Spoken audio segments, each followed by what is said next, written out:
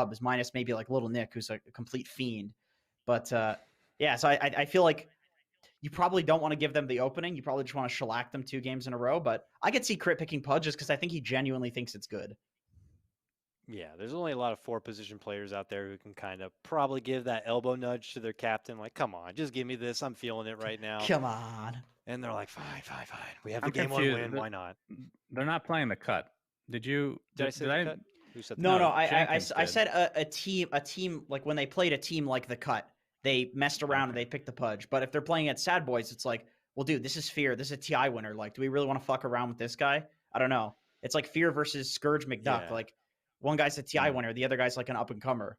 It's a big difference. There's a factor there. Dare I say the fear factor? I did the pun. Because, you got the envy factor Objection. On one side. Pun was unacceptable. If this was EG versus Black and Yellow, I'd be like, maybe you don't cheese at all, just because envy factor will turn a game around, and suddenly that's the one game you needed. Now you're in no tiebreakers. Wild card. But, I think I don't want to totally discredit Sad Boys. Like, they have that veteran experience. I think they're just totally lacking the chemistry with each other right now and how to like make it all work. They could pull it out, but it's certainly not going to be an easy one here. EG have looked polished. I mean, EG of season 1, sure.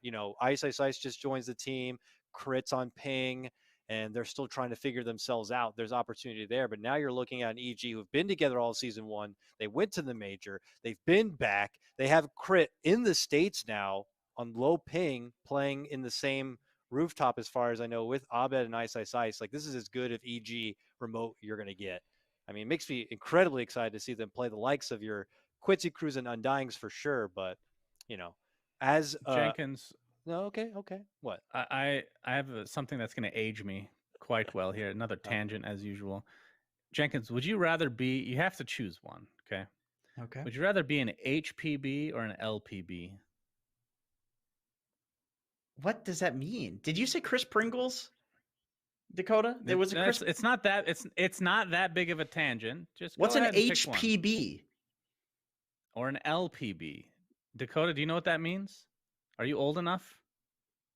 HPB. Last pick, bitch. What? No. All right, good effort, gentlemen. Okay. Let's get on to the draft. You'll never know. Oh man, is this like some Dota 1 boomer slang? It's not. No, it's a boomer gamer.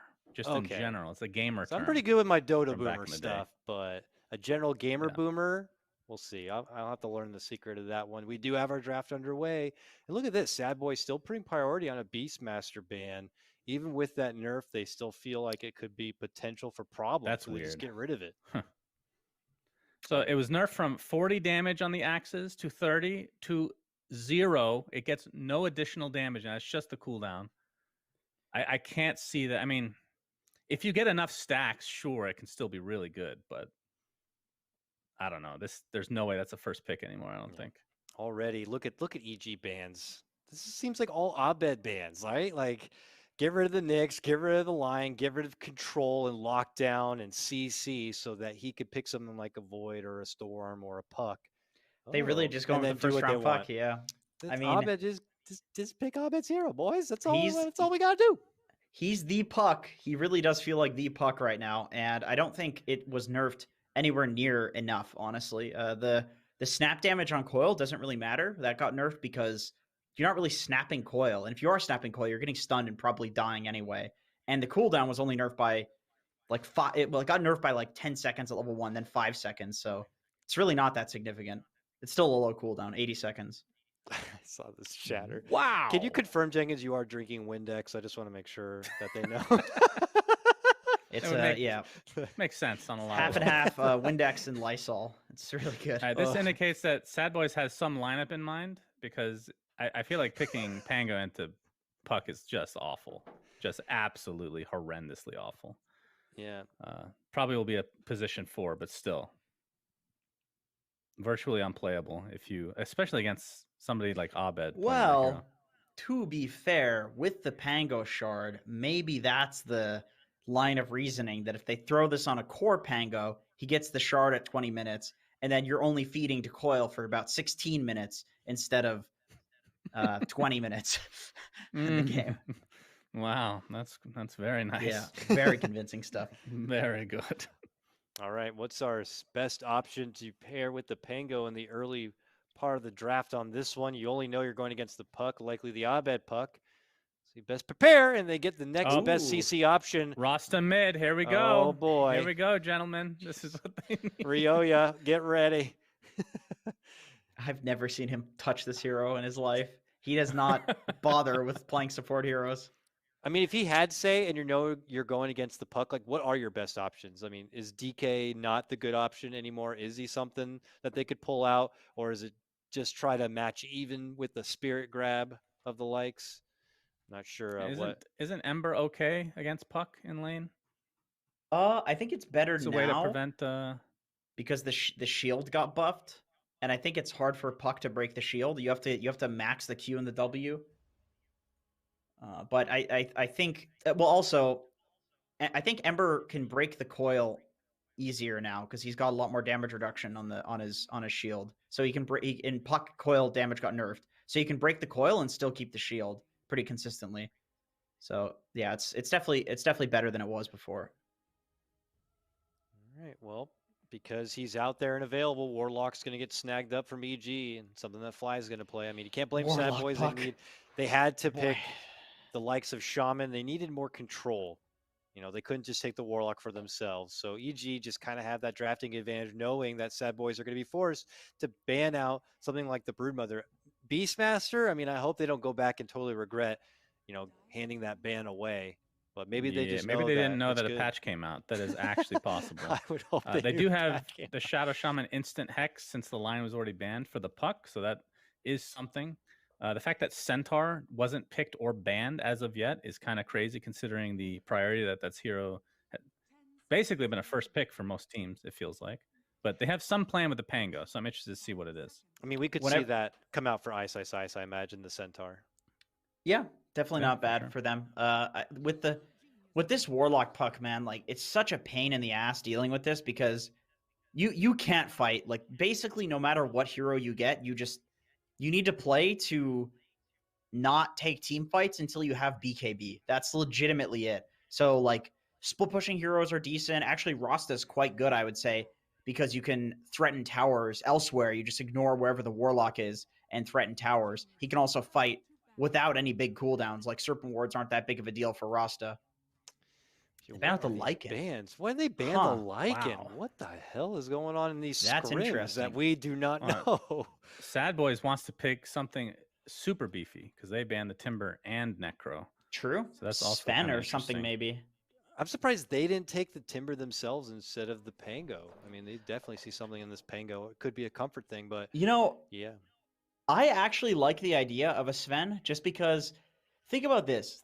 I think you need to pick a triangle farming hero because while this like Warlock puck stuff is impossible to fight into, if they're running up high ground into your triangle into some ancient stacks, that's still not an easy fight to take, even if you have Warlock puck, especially with the Pango who's rolling around like all of the cliffs that there are there. So, and then with these bans, I'm kind of feeling like it's got to be some Sven or some Sven-esque hero that's going to like hard farm the like ancient stacks, and they're just going to protect the triangles. That is one way of dealing with this like overwhelming team fight. It's like, sure, take our towers, you idiots. Like we have this triangle to hold. We're going to take ancient stacks, and our Sven's going to 1v5 you. That's from their perspective, by the way. I wasn't calling them idiots. I would never. All right, but we've talked about this advantage that EG has. They never have flexed this puck in any way for the most part. They pick an Abed hero first too. That's a core hero, which typically that's giving away part of your hand, right?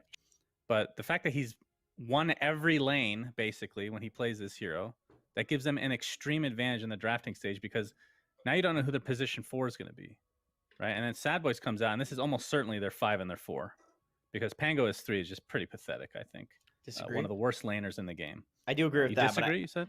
I think they're going to put it as a 3, even though I would agree with you that it's one of the worst laners in the game and not good, not good in this game. But I think they're going to because it's Monster. And he spams the crap out of this hero. Mostly. That's true. I feel like he can't have the same impact as versus like an Axe that he's been playing in previous games. But I don't know. especially against the Puck. Ugh. Puck and Warlock. The Warlock, even though it's only like a second stun during your roll, it's still really annoying as a Pango. It disrupts like a lot of your combo potential. It is. It's enough to get away from the roll. If somebody's chasing and you ult, you rock, and then that guy gets away from the Pango. Definitely enough. More intriguing bans coming out from Sad Boys after banning the Necrophos. They get rid of the Venomancer as well. So maybe fearing a bit of that sticky kiting capability. Oh, man, this really is making me think of a Sven, just because like this Necro hero, the Timbersaw, these are like melee strength owners, and then the kiting that comes from Veno. It's one of the best heroes in lane against the Sven. Maybe I'm just like putting too many eggs in the Sven basket, but I can't think of another pick that's strong that all of these bans will actually block. Huskar. Other than Veno, those are actually Huskar bans. Like, it's impossible to play Huskar against this new Necro because you don't have the magic resistance you used to. So armlet toggle just instantly kills you. Yeah.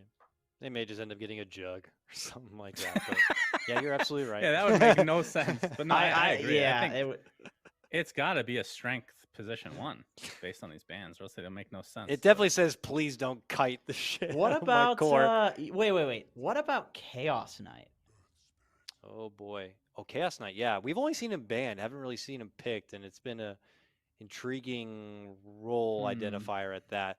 Looks like we're going to be in store for the fabled Crit Earth Spirit, one of the best, if not the best, in the game right now. Though Jarek's is coming out of retirement. I can confirm that it's not going to be a Razor or a Gyre, so that's already better for Sad Boys that they don't pick one of those two for fear. They've also tried Luna, which hasn't worked out, but I think Luna is generally Wraith King a good hero. is one who fears being kited and slowed down, I guess, if that's something they want to go for. But I don't know. Wraith King against Earth Spirit and Puck seems like still pretty dodgy. I feel like those bans are so specific for like a Wraith King, though. You know, if I'm a Wraith King, I don't know how much I care about this Necrophos hero. You know, I feel like you could probably kill him with like a Witch Doctor. I mean, I guess Sven and CK are somewhat the same, but yeah, still not revealing. Maybe that means they have multiple options for this. Maybe they're like contemplating between a Sven and a CK type hero, and they're like, we could pick either. I just don't know Fear to play a lot of CK, right? It's Sven for sure. Sven for sure. And I'm not saying Fear couldn't do it. I mean, when you've played the game that long, I'm sure you've had your hand at every hero in the game. So I'm sure I know this is crazy. I know this is crazy, gentlemen. Huskar? Not as crazy as that. What do you think oh, okay, never mind. I was going to say, what do you think of position 1 Tidehunter? But Viper shits on that, so... the thing is, I saw those bans, and in my mind, I'm like, if you really were fearful of the kiting kind of force that a Veno and maybe Necro brings, you would also ban Viper, though. And maybe EG are seeing those bans and being like, we'll just get the best option out there. Now, whatever the hell you were thinking about, we should have the answer for it. I'm wagering it's an Ice Viper, offlane Viper, which is, whatever. Ice is normally a flashy kind of player. Viper is not. We didn't talk about position 1 Tiny as well. Technically, that's available as one of the strength carries. That's true. I totally forgot about that. The only problem is he would get pretty mega kited in this game by the Viper and Warlock and everything, basically. Whereas something like a CK... the Beastmaster ban was Viper. Imagine that. Yeah. Maybe they... I mean, I imagine they didn't go into this draft thinking like, oh, we're going to pick like X hero as this like crazy last pick hero. Maybe they did, but it's hard against like Abed. I feel like you're just so baited watching what he did at the major with this beast hero to just get it out. Even with the nerfs, like don't risk it. I can understand that. Huh. So many carries are banned. I'm super interested to see this last pick. I'm wondering, I mean, there's somewhere they're going with this. I'd be very disappointed if they just, once again, pick like a Juggernaut. Yeah, I was going to just fall back on the Jug because you're like, well, I don't want to deal with all that crap, so I'll get Jug to spin away my problems and just do the normal carry thing. And then just lose slower instead of fast. Yeah, it's... I don't know. I mean, with Jug, they'll have some push potential between him and Ross. They banned it. So there's really no cores left now. Have you guys seen this CK Egg Shard? It's actually nuts. stun from like across the map as Unfortunately. support, and they just die. They just die to you. If you have an armlet like a Lion or Earth Spirit or Warlock or whoever, will literally die from full HP to the Phantasm illusion. It's very not fun. We're getting Luna Gyro, aren't we? Why would they? Please, no. Why would they ban these heroes if they're gonna pick Luna Gyro? God, no way. Who's drafting for them? I would mauled. What's Arteezy playing? They could pick Sven themselves. Oh, okay. the Faceless Void. Okay. Yeah. I mean, you got some outside dumping, with the Viper there, and I'm sure Puck, everybody can kind of contribute to the bubble a little bit. They have good disable to kill a Void, actually. It's a little single target. If you really try to take someone down and burst them, I don't know. I'm sure it'll get the job done, but I would be fearful if things got out of their hands. And Sad Boys. If this isn't a strength hero, I don't even know anymore. Honestly, it makes no sense. These bans just are wasted in the end. Oh, and it is Wraith King. Well, okay. I can understand that. It's good against Chrono. It's good against the Wombo. It is good against the Wombo combo because you literally have 2 lives. But you're still against a Viper. That's not going to be easy. The draft is done now. We got to get quick thoughts in. I'll go to Jenkins this time. We'll go EG. I actually think their draft is better. Wow, so brave. Yeah. Good Wombo. Nothing on the enemy team. I'm gonna go with EG because Crit is no longer an HPB high ping bastard. He's now a low ping bastard. So congratulations to him. That's what that is. Why? Okay. Why that was a thing back in the 56K days, guys. I'm old school. 56K. Enjoy. Let's get to a break. Trivia. When we come back, we've got Trent, we've got PPD, and then of course Pop-Tart on the obs. We'll see you then. Yep.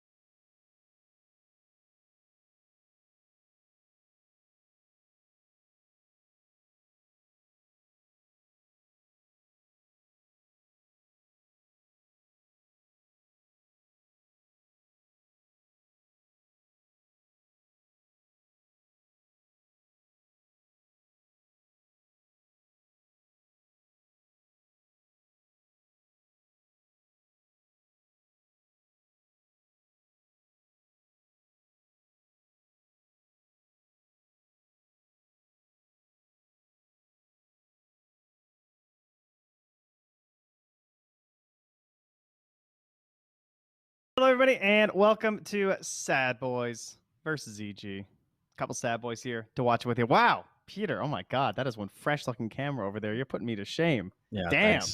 Yep. Wow. XEG X Sad Boy here. Yeah. Had to make sure you were looking good for this one, huh? Big match. Sad Boys looking horrible this DPC. Not too big of a surprise. Considering they kicked me. But yeah, they're in desperate need of a win here. But EG looks unstoppable. I think they look great at the major, and they've looked incredibly dominant this DPC. I know last season there was a bit of a struggle between them, Quincy Crew, and Team Undying. Not really expecting the same this time around. I think it's going to be a fight for second. Yeah, it seems like they've grown to more than the sum of their parts at this point. Whereas before they can maybe have to rely a little bit on the individual skill, but after the major and everything, they look pretty damn clutch as a unit. So tougher times for the opponents in the NA upper division this time. Yeah, definitely. But I do like the Sad Boys draft. I think Wraith King was a great final pick. There's not a lot of heroes that can deal with Puck's Dream Coil at the moment, and he's playing against that, and he's also playing against Chronosphere, and Warlock Rock. So there's a lot of big cooldowns for Radiant, which Wraith King does excel really against. Good. It's like his classic matchup that he likes. So to have maybe there's a few too many ultis in a sense of like you'll still have some left over, but. Yeah, the first roll in there from Crit, maybe hoping to get towards that rune, but not having it. And a rare feed at the start here from Crit. Even had that ward there to help things out. So guess they didn't see the rotations. Is this a tri lane from Dire? I've never Shao Shaman, not traditionally a great tri laner, but yeah, maybe just looking for a first kill. They're even like planting these wards. Oh my gosh. Instant grab from Crit. All right, redemption. Well, they didn't notice in time. Good job on the double kill there, but yeah. The most devastating thing about those D wards is the experience that they give, right? Especially if it's like solo XP. It's like all of a sudden you're just level 2 like halfway through the second wave when most people that's are such waiting. a huge focus now.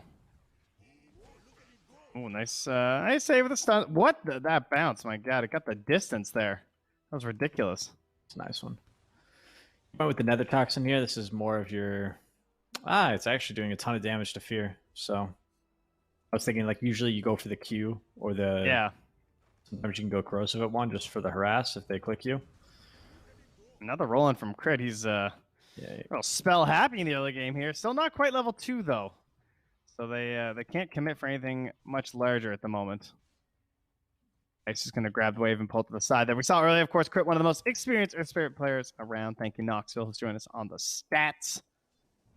And there's a couple players There's a couple players you don't really want to give this hero to. The thing is, like, the hero is usually not that great, like, overall. Like, I mean, he's a great hero, but it's really one of those heroes that needs to be in the right set of hands. Take a look at bottom. It's looking... Oh, another lane? Yeah, that's a bold call. I like like it. It's the first pick Pangolier we saw from Monster, and he's looking... no bash from RT. He looks dead. And, I mean, I jumped in, but this was after the puck, right? It was puck picked and then Pango, correct? It was a 2-3 Pango, but the panel did mention it. The Pango shard lets you roll out of the coil. True. Which, okay. I mean, there are not very many heroes that can deal with that coil. And again, also without your shard, it's, kind of an issue as well. Well, then you're just like every other hero who's awful against puck. True, fair enough. At least he's got an answer at some point. I mean, he could get the Wind Waker or something. Yes, yeah. But that's, I've yet to see. I haven't seen that item in months. I don't know. Yeah, since it dropped, really, it got like picked up a little bit at the very beginning and then kind of ignored. Mid lane as well. We haven't really checked in there, but bit of a farm fest. Ember versus Puck. Yeah, a matchup that goes back and forth quite a bit these days. Yeah, this one really does depend on the rune control, which we'll see. Right around 6 minutes. Right, who's going to get that first power rune? Can be a big thing. Overall, I think Puck has a bit of an advantage in this matchup. But Ember does get to farm, and the slight spam is a bit annoying for Puck because he's a pretty low armor hero. Well, this is we're checking that out, of course. The kill up top onto Moo. Ice has a maledict on it, but he'll be just fine. Skeletons won't be enough damage added on top there. Maybe they are. Maybe they are. All right. These things actually hit really hard, and they're tunneling him. Oh, 9 HP, he's dead. Insane, dude.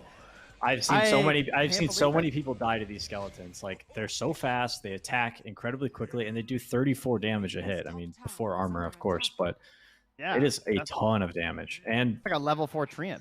They were like locked on the target there. It was like a Spirit Breaker charge. Yeah, that aspect's pretty nice. They just like completely ignored crit no matter what he tried there. It's a really nice trade for them, and they've actually got a big level advantage up here. Wraith King is almost 4.5, and Viper's 3.5 right now. And you won't have any help right now because Crit's coming into the mid lane for the runes, but so Z-Freak. Abed has to be careful. Ooh, no, he canceled. It wouldn't matter. He would have canceled anyway from the roll from Crit. Gives the zap there, but with another orb coming up in a moment, they should have Z-Freak here. Abed doesn't go for the stair play, though, so he's going for the long-range orb, and that means they're not going to get the kill. Yeah, I thought Z-Freak was about to choke it there and get hit with that thing. Yeah, it's like when you see the arrow coming, it's somehow more dangerous sometimes. It happens, man. Sometimes you're just the magnet. Abed tries to slight, tries to phase shift the slight, but not successful as Ryuuzaki gets a couple range creeps under the tower. Feeling a bit better here as Z-Freak makes his way back down the bottom lane as Arteezy's just been chilling. That monster, still not much better. Easy Void lane. Void is such a beastly hero, especially when he gets free farm like this. He's going to be a problem. They have some nice tools in terms of like chain stunning, so Arteezy can't go too crazy, but it's also not a game where you're dependent on the Faceless Void's initiation at all. There's also a lot. Oh, action top. Yeah, he's just done. Question is, can trying Fear to- get the damage once more with the Skellies? And I think so. Maledict ensures it. This is where Wraith King, like level 5, he gets 3 points in aura, like the sustain that he has, and like his total, he's got 1,000 HP with, you know, a gauntlets, right, and some branches. This is where he can get like really dominant in lane, and the mana cost on his Wraithfire Blast is just so low that it's just always up. Just spamming that thing. It's so good with a kill support in this case. Yeah, and he's like a... Can I say he's Oh, like a... damn. What a rotation.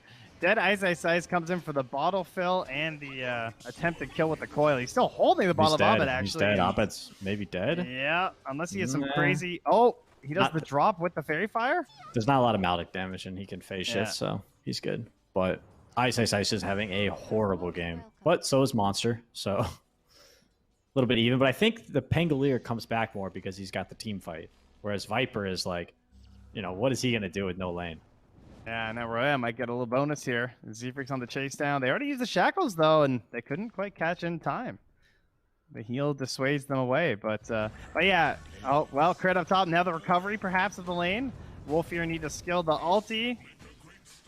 He Gonna will be need close on the to. tower, though. It's definitely worth it. Yeah. Where are the so- boys at? Starting their rotations. I mean, EG are definitely suspecting the rotations are coming, so they already start to run away, and they won't get punished for this. This is something that I think that sadboys are messing up on. It's like they're starting to play in this lane bottom, but the thing is, Pangolier lost his lane, so he's already having like a rough time. So I feel like he can't be saved. However, it's like this top lane, that's where EG can't be saved, and they could just continue killing this Viper over and over and over with their Wraith King. But instead, he gets left on an island, and he takes a first death, and now he's got to be scared of maybe the puck coil. And here it is. Of course, they know that this isn't going to happen. They don't get the snap in time. Still a lot of damage. Again, no ulti here. So down he goes. Actually snaps right at the end.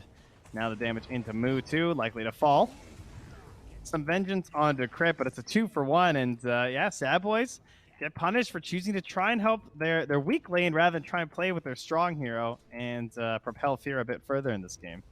Yeah, what they actually did was try to gank the Warlock, if you remember, and they didn't. They did not succeed. So their Warlock, you know, maybe killing the Warlock chase got their Wraith King killed. So he's gonna port back up here.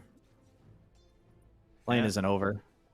And Z-Freaks, oh, they're bringing everybody up here. They want the kill again. Okay. Oh, and Void's coming too. So RTC's got his bottom lane pushed out.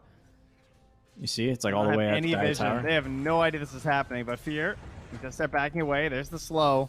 It's a long journey to chase after Fear, but they do not seem worried about rotation. So Fear, not going to need the chrono at all. Gone. Doesn't Where are have the boys TP, at? 50 seconds. That was a great game for Fear. Yeah, his game's over. Sadly. Sad boys. When you pour it up there and you die again. Oh man.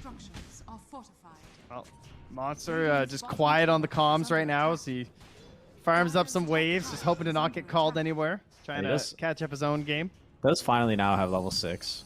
So he can get some mana, join the next team fight. Oh, Abed just stole 2 creeps from Roya. That was so depressing. Both of the big creeps. Yeah, we'll keep pushing that tower, as he said. So hard to punish these early pucks, and then they get this Witchblade, which is just like broken item for intelligence mids. Yep. Especially when you can attack in an AoE eventually. Yeah, and the slow, right? The slow is what really makes the item. It's just another like catch tool for puck. So he, maybe he doesn't have to use his coil for every kill. True strike, because why not too on those hits? Also nice. They look to see if Ice is still there. He is, in fact, still looking nearby, but he's in between the tier 1 and the tier 2. He wants to be there for EG when they come for the rotation. The coil is there. They're smoked up. They have the long range initiation from Crit. All they're really missing is the magnetize. And Fear doesn't have ulti for another 20 seconds. Can they beat the timer? Oh, Abed then gets hexed up instantly by Z-Freak. Into the shackles as well. Monster can't find anything to bounce off of, though. Has to go back for Ice. Can't get the finish there onto Abed. Underwhelming Pango roll there. He Yeah. clipped the Viper twice there. That was about it. And Roya with an Arcane Rune, not even able to really turn this into anything beneficial for sadboys, other than just trying to clear a stack of neutrals that are here. Fear's got the Midas queued up. He's gonna need a little comeback farm. I like it. Get himself back in the game. Gonna need some heavy lifting from Roy 747 to get them back in the game here. And Arteezy has migrated to the top and looking to just chill up here. Has some good ward coverage, so farming up for the team. Has the javelin already. Actually, a lot of bonus damage. Javelin's kind of crazy.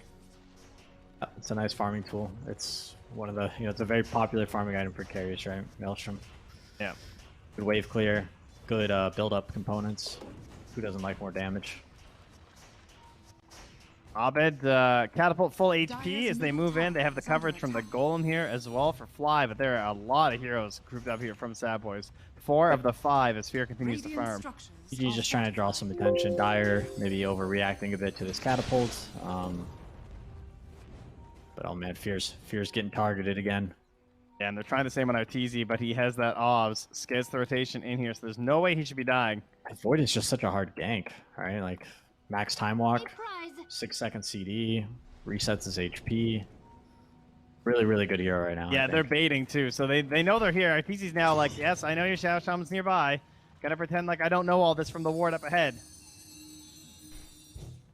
They don't get quite the angle they were looking for a fight.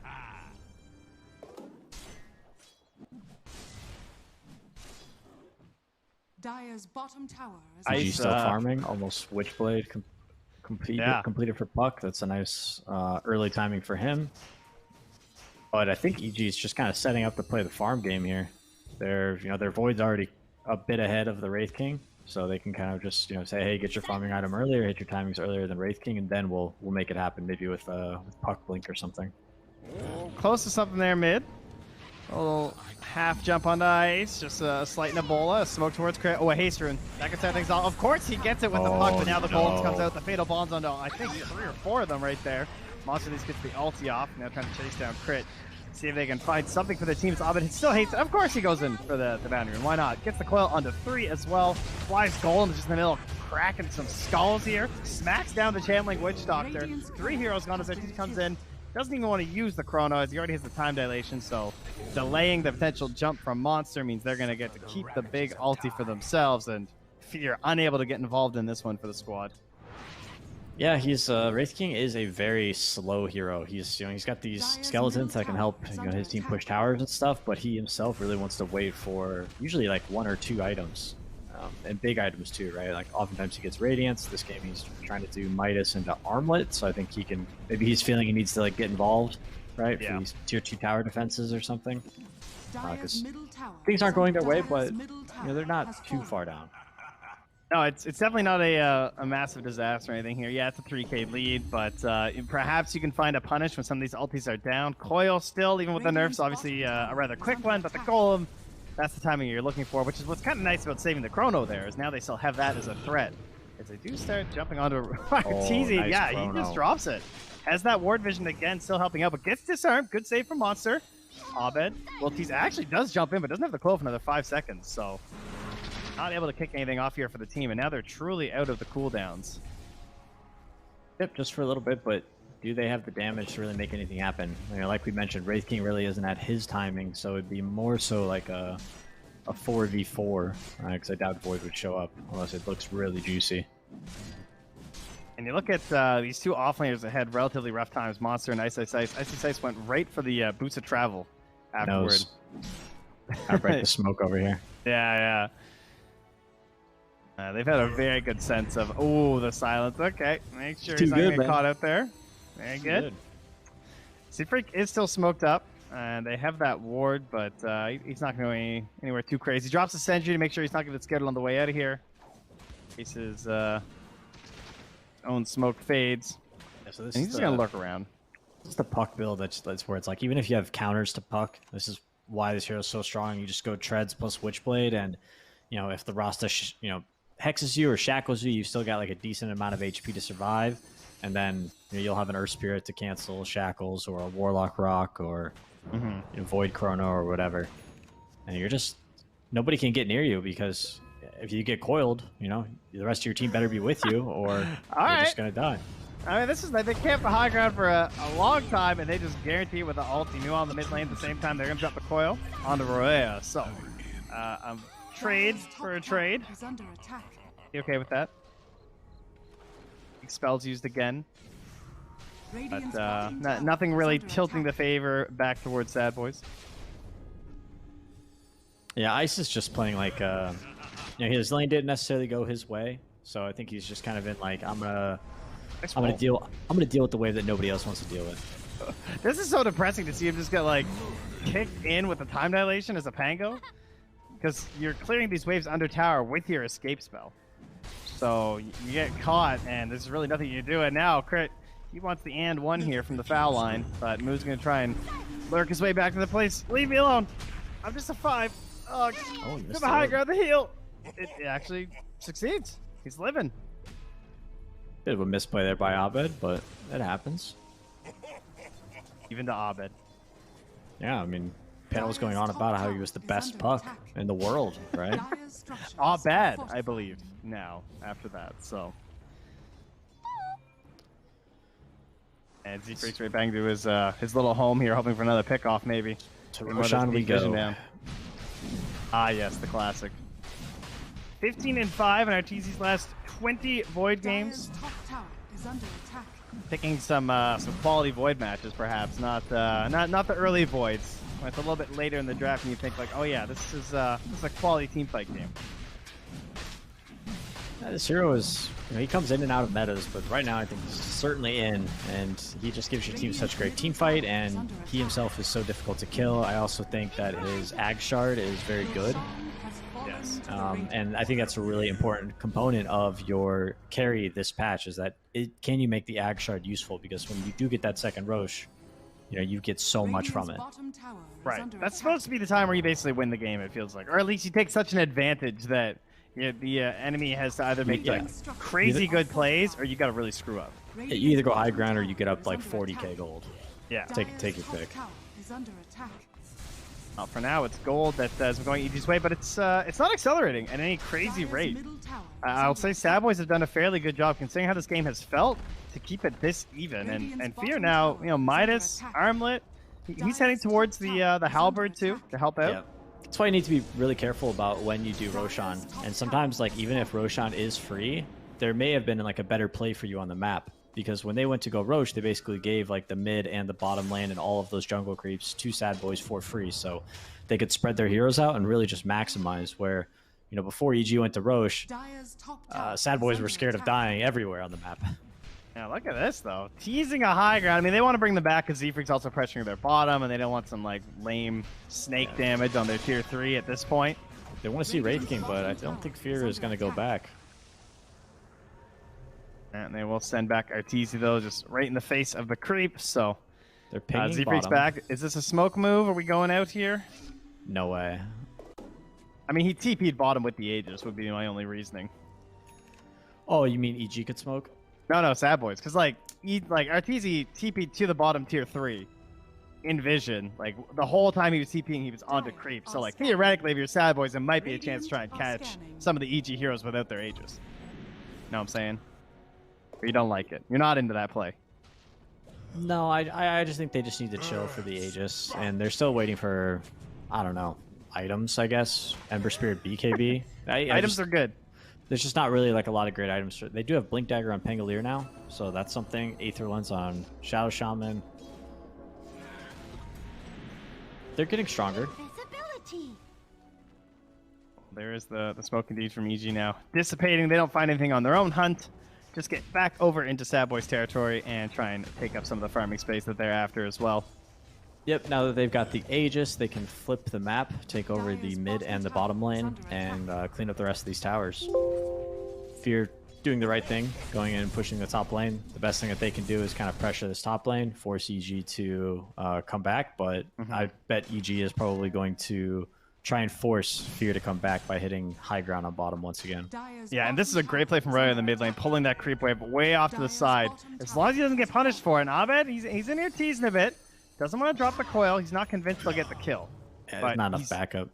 Yeah, just keep that tier 2 alive in the mid if you can. And meanwhile, Z-Freak is snaking the ancients here. Gonna get some of the neutrals for his team. That's one way to go about it. That's good. Needs some farm. He's going to get the 20-minute neutrals too if he wants. I like how he is the trusty shovel in his quick buy. Well, it better not be AFK in the stash. I'll tell you that one. She was really hoping for it, I guess. Oh, it is. So nobody's shoveling. That's why he's so upset, maybe. Maybe it was a reminder to himself, so he doesn't forget to dig when he goes home. Oh, wait, no. Is that EG's? I don't know. No, you're right. I think it is the Dire. They have one just chilling in their base. Embarrassing. In fact, both teams do. Lazy supports, man. Can't even bring it out every once in a while. Yeah, you got to keep it in your stash, and you can just swap it back in and forth. Like, if you get a bounty rune, that's like 250 to 500 gold, depending on the time of the game. Well, they've been forced out of defending that mid tower now for quite a while and cutting these creep waves. Now, finally, they're going to bring back Monster. They don't want to lose all of their outer towers from this Aegis. Are you sure? I mean, it seems like they just like passing on free gold, so they could just give it over to EG. No problem, right? Well, we'll see. I think they can hold this one. I'd be pretty disappointed, but again, you know, as you said, they really don't want to take this Aegis fight. What's the Aegis timer? What do we got? 40, I think. 30 seconds. Okay. Yeah, so TC's just going to man up. They've got the medallion, not the Solar Crest yet for Fly. I think it's insanely good on... Yeah, it's also really important for a carry for you to be a good Solar Crest hero, to get Solar Crest. True. I think Void and Life Stealer are probably like the best two for that. Just because they have like passive procs on their attacks. Yep. Top tower is under attack.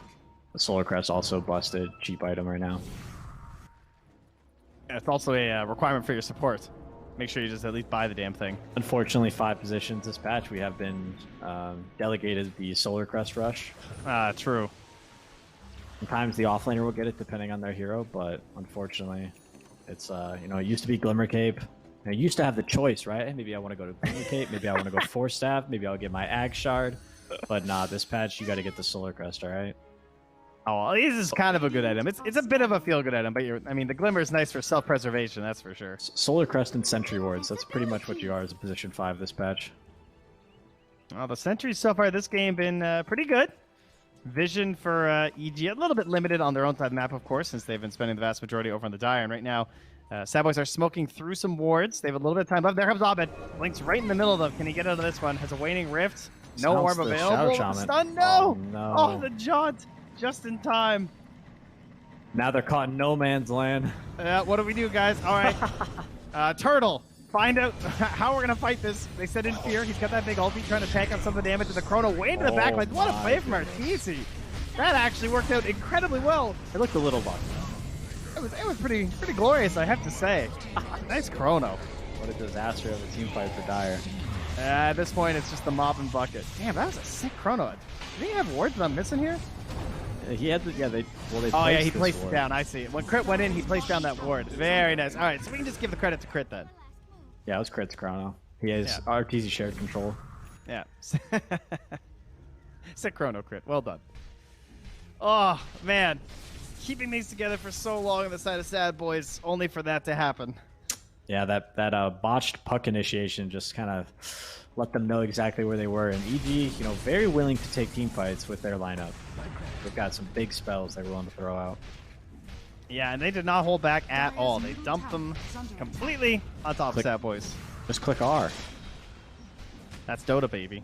Click R and buy dust. I think those are the two key things. You know, you can get very far in Dota just knowing those two things, I feel. Oh, Fly is so farmed on the Warlock too. He's got the Ag Shard now, and he's almost got the Solar Crest. Wow. I hope no one noticed that he skimped on that Solar Crest. What is this? Yeah, that Ag Shard seems a little selfish. I agree. Well, it is a buff you put on your allies. That's true. Well, we might have to send it to the Overwatch court, maybe. That would be good. See what Judge Cox has to say about it. Guilty. Guilty, yeah. Easy griefing. Right. Oh, man, he was within range of that geomagnetic grip, but he is the BKB, so they can't fully commit onto him. Of course, if you just keep bashing him, because you won't be that lucky today. It's like BKB next as well for Fear, so they lost the big fight. They lost the tier 3. Where do we go from here? Well, as much as we would all love EG to march up the high ground and take another successful team fight, they're probably just going to control the map and wait for that second Roshan. They're Void and Aegis, get him that Ag Shard and put the Solar Crest on him and let him siege. Is that what you would call optimal Dota?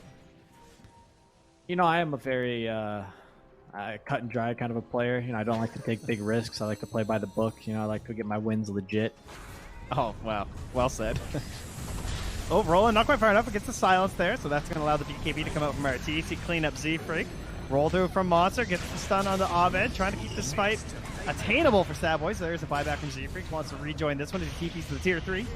Everybody hit by those fatal bonzos. The damage is getting spread out pretty well from sadboys, but now it's crit next to fall. They've already got Ice, but RTC finally puts down the Chrono. Trying to bash away inside. They've got everybody. They're going to stack the Dream Coil on top of the Chrono. You just can't get out of it. You're trapped in the stacking circles of death. Monster. Even your own base isn't safe. Abed hops in. The damage reduction from Monster. Helping him out here, though. Not sure the spell's on Abed when he comes back out. He's got a regen rune. Oh, okay, perfect. Like Sad toggles. Nice toggles. Fear's keeping it up, but Abed does get the clean up near the base. And the bash from Fear, and RTZ will find himself an ultra kill as Abed selfishly kills Monster for himself. They were all over the place that fight. I feel like they went on 3 different targets, and they all just like barely lived. Even there at the end, you know, trying to stun the puck, just phase shifted it. Void had Maldict. I mean, maybe you could have done something there. I don't know. It almost felt like they were being like, they tried to create like this chaos factor with Monster jumping to the back lines, and then eventually the fight just got herded into a little bubble, and then that bubble became a Chronosphere. Yeah, it's true. It's true. At that point, things are just a little bit depressing as they will clean up the top set of racks. Abed already tinkering away on the mid set, and they can just watch it all burn down here. But it looks like they're calling it off. They're going to let Abed keep hitting, but with a disarm, not going to commit too heavily. No real point there for EG. Yeah, so we're looking at, what would you call it, like do you remember the shellacking tier list? Oh, yes. Had like 4 tiers through the mega shellacking. I believe there was a dumpster at one point. I don't know if we're in dumpster level because we've had some pretty big shellacks. You know, game 1 of the day was pretty rough. It was rougher than this. We've had worse shellackings, that's for sure. I've been the witness of many shellackings this DPC season, and the top one is the Gaben tier shellacking. But I'd say this is like a rank 3 shellacking. But they did make it the second Roshan. I think the ultimate shame in Dota is to lose on first Aegis. True. You have to at least get here. This is the game winning one. They're going to catch Crit first. Looks like he was trying to pop some smokes there. A little bit of vision on the high ground helps him out, though, as Crit will get the roll through, and he's largely surviving. He has a lot of Maldic damage, though, but with the BKB, should be all right. Dream Coil comes out. He's hopping right back into the fight, and now the disarm, the stuns on RTC. He doesn't get to hit anybody, but it's all right. They're dying anyway. They catch Z-Freak, too. The respawn from Fear, as Roya also still living in the middle of this, though. But Abed's godlike, and RTC is just running at Roya. He jumps right back to Crit, who still has another pull here with no BKB. And get the silence here, but he's waiting for the Atos first. Now they stack the silence, and then we got the orb damage from Abed, but RTC steals the kill first. So it wasn't first Roche. The curtains. The second Roche. Was second. The siege was inevitable. Decent attempt here by sadboys. I think they made a couple mistakes, mostly not playing around their winning lanes. I think was their biggest flaw. Led to Fear, you know, who was having a great game in this top lane. Ice was really struggling, and then they just kind of left him on an island. EG brought numbers, and down he went, and so did his tier 1 tower. You know, you wonder if they actually chain those stuns onto Abed and they kill him on that high ground. Do they get Roche? You know, there at the end. No, that very first Roche, when they like didn't get the first chain stun, and Abed like blinks into them all. If they're able to kill him, that puck dies. I mean, the game was almost even at that point.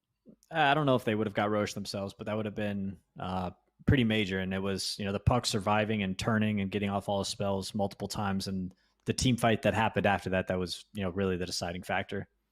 Yeah, I guess 28-8 maybe doesn't really sell just how close it was. Obviously, yes, EG were in control for the majority of the game, but sadboys did keep it close enough that they were within reach of like a couple team fights, basically until that first big breakdown. And then from there, of course, every single fight just gets harder and harder. But I mean, you mentioned playing their lanes. Maybe something they can improve next game.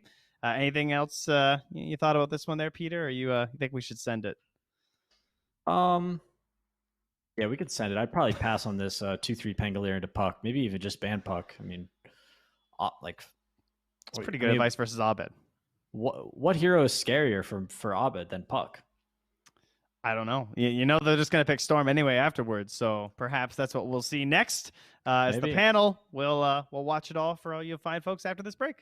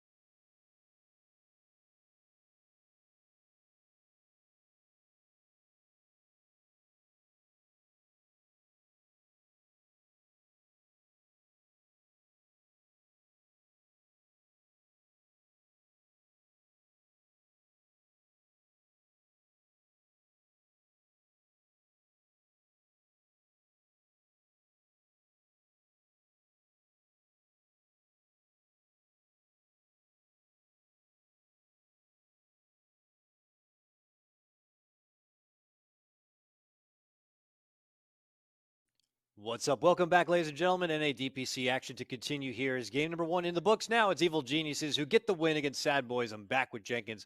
I'm back with Suns fan.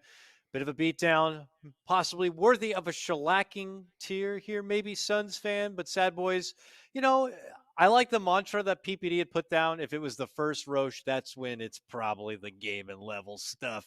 But in this case, Sad Boys did have some laning advantage, maybe not playing into it as much as they should, but ultimately EG kind of pulled it all together. So Suns fan, let me get your take on it.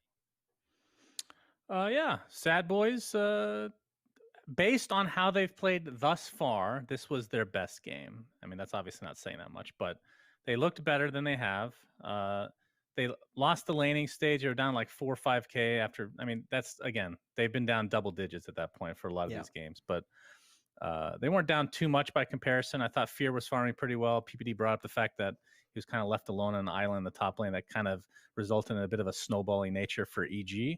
And then when EG got their first Aegis, that was when it really snowballed because they literally got every outer tower for free, which then catapulted them to double-digit net worth lead, and that's kind of where the game pretty much ended because at that point you just have this ridiculously strong team fight between the Void, between the Warlock, all these heroes. And I believe I think it was the first big team fight of the game, really, since Sad Boys were kind of dodging EG for a long time there, that EG just won it hands down, 5-0, and that's where the game basically ended. For a bit there, though, Jenkins, at the very, very, very beginning, maybe it looked like Ice was having a hard time adjusting into that Viper in the off lane a bit, but, not like a game we're used to seeing him being able to really pop off. He just more kind of got the job done as necessary on the icky, sticky Viper. Yeah, there's actually a very important note that I do have to make from that. I actually wrote it in my notes here. I hate those skeletons. That is what I wrote. I believe those should be removed from the game.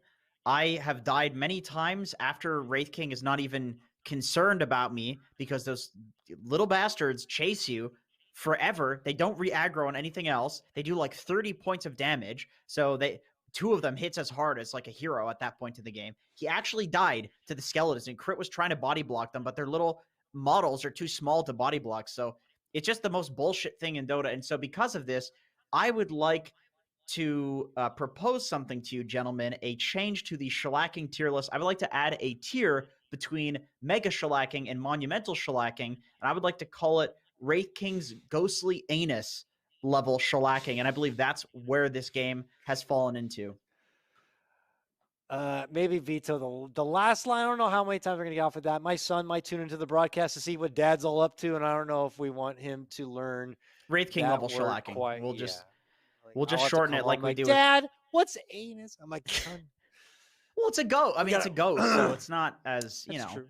I mean, it's not I'm like going we to have the refrain game from one. speaking. I'm going to refrain from speaking the rest of this segment. Back to you, Back to you, Sunset. Back to you, Sunset. I can't. All right, I got it back. Don't worry, gentlemen. Hey, I'll save I listen you here. to direction. I don't talk about things that I'm not supposed to talk about. It's not that I'm not ashamed. I'm not. I have no shame in life. He wants to talk about the shellacking. He wants to talk about the shellacking and the things that we were talking about before, which are now banned that we can't do. And that's the thing. When you censor somebody like this guy over here, he just goes silent. He feels like his voice will never be heard. Objection sustained. Thank you. Back to you, Dakota. All right. With that, gentlemen, we'll rescore up a bit and get fired up and ready for a draft number 2. It's EG versus Sad Boys coming your way soon. That rhymed.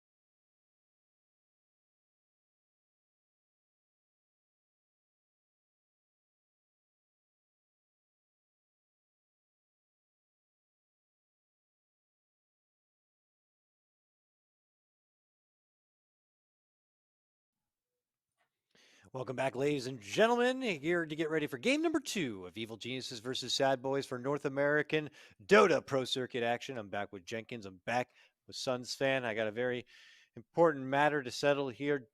I'll start with you, Suns fan. Which team has the better name? Evil Geniuses or Sad Boys? In my book, both seem pretty mediocre at best. But who would you think had the better name? Have we had this conversation before? Because I feel like I'm going to go off on a broken record here. No, I have asked team name comparisons, but not these two. Okay, so if I had to pick with no nostalgia or history, because that's cheating, it's probably Sad Boys. I think evil, like if you just look at it in a vacuum, Evil Geniuses is actually a dog shit name for an organization. But because they have so much rich history, it doesn't matter. Which is why, you know, when I created the team Digital Chaos, I knew the name doesn't matter. It could be absolute ass, which Digital Chaos is a terrible name. I wanted Dinosaur Commandos, but I was vetoed, sadly. That's a great name, by the way. But the name doesn't matter at all because over time, people turn into whatever they want. Like, you don't think of Evil Geniuses as the literal word. I mean, first of all, this is going to get off another tangent. Their hashtag of too evil, or what is it? It's live evil, and they don't even share the E. This is the worst hashtag in all of esports. But and their logo, their new logo is pretty garbage too. Okay, I'm just going off on the EG. Wait, never mind. Right, maybe they're not good. Yeah, well, maybe never mind. They're not great. I'm with you on that. I mean, no lie. It's their history that makes it kind of easy to gloss over the name. But you know, if some D2 squad rolled up and it's like, we're the Evil Geniuses, I'm like, oh shit, look out, everybody. These kids are smart right here. But Sad Boys, you know, what do you think, Jenkins? What do you think about that side? This is our hyper NA DPC analysis, by the way, that we paid top dollar Disagree with for, both so. of you. Disagree with both of you on this. I think Evil Geniuses is a wonderful name. I think Sad Boys is very defeatist.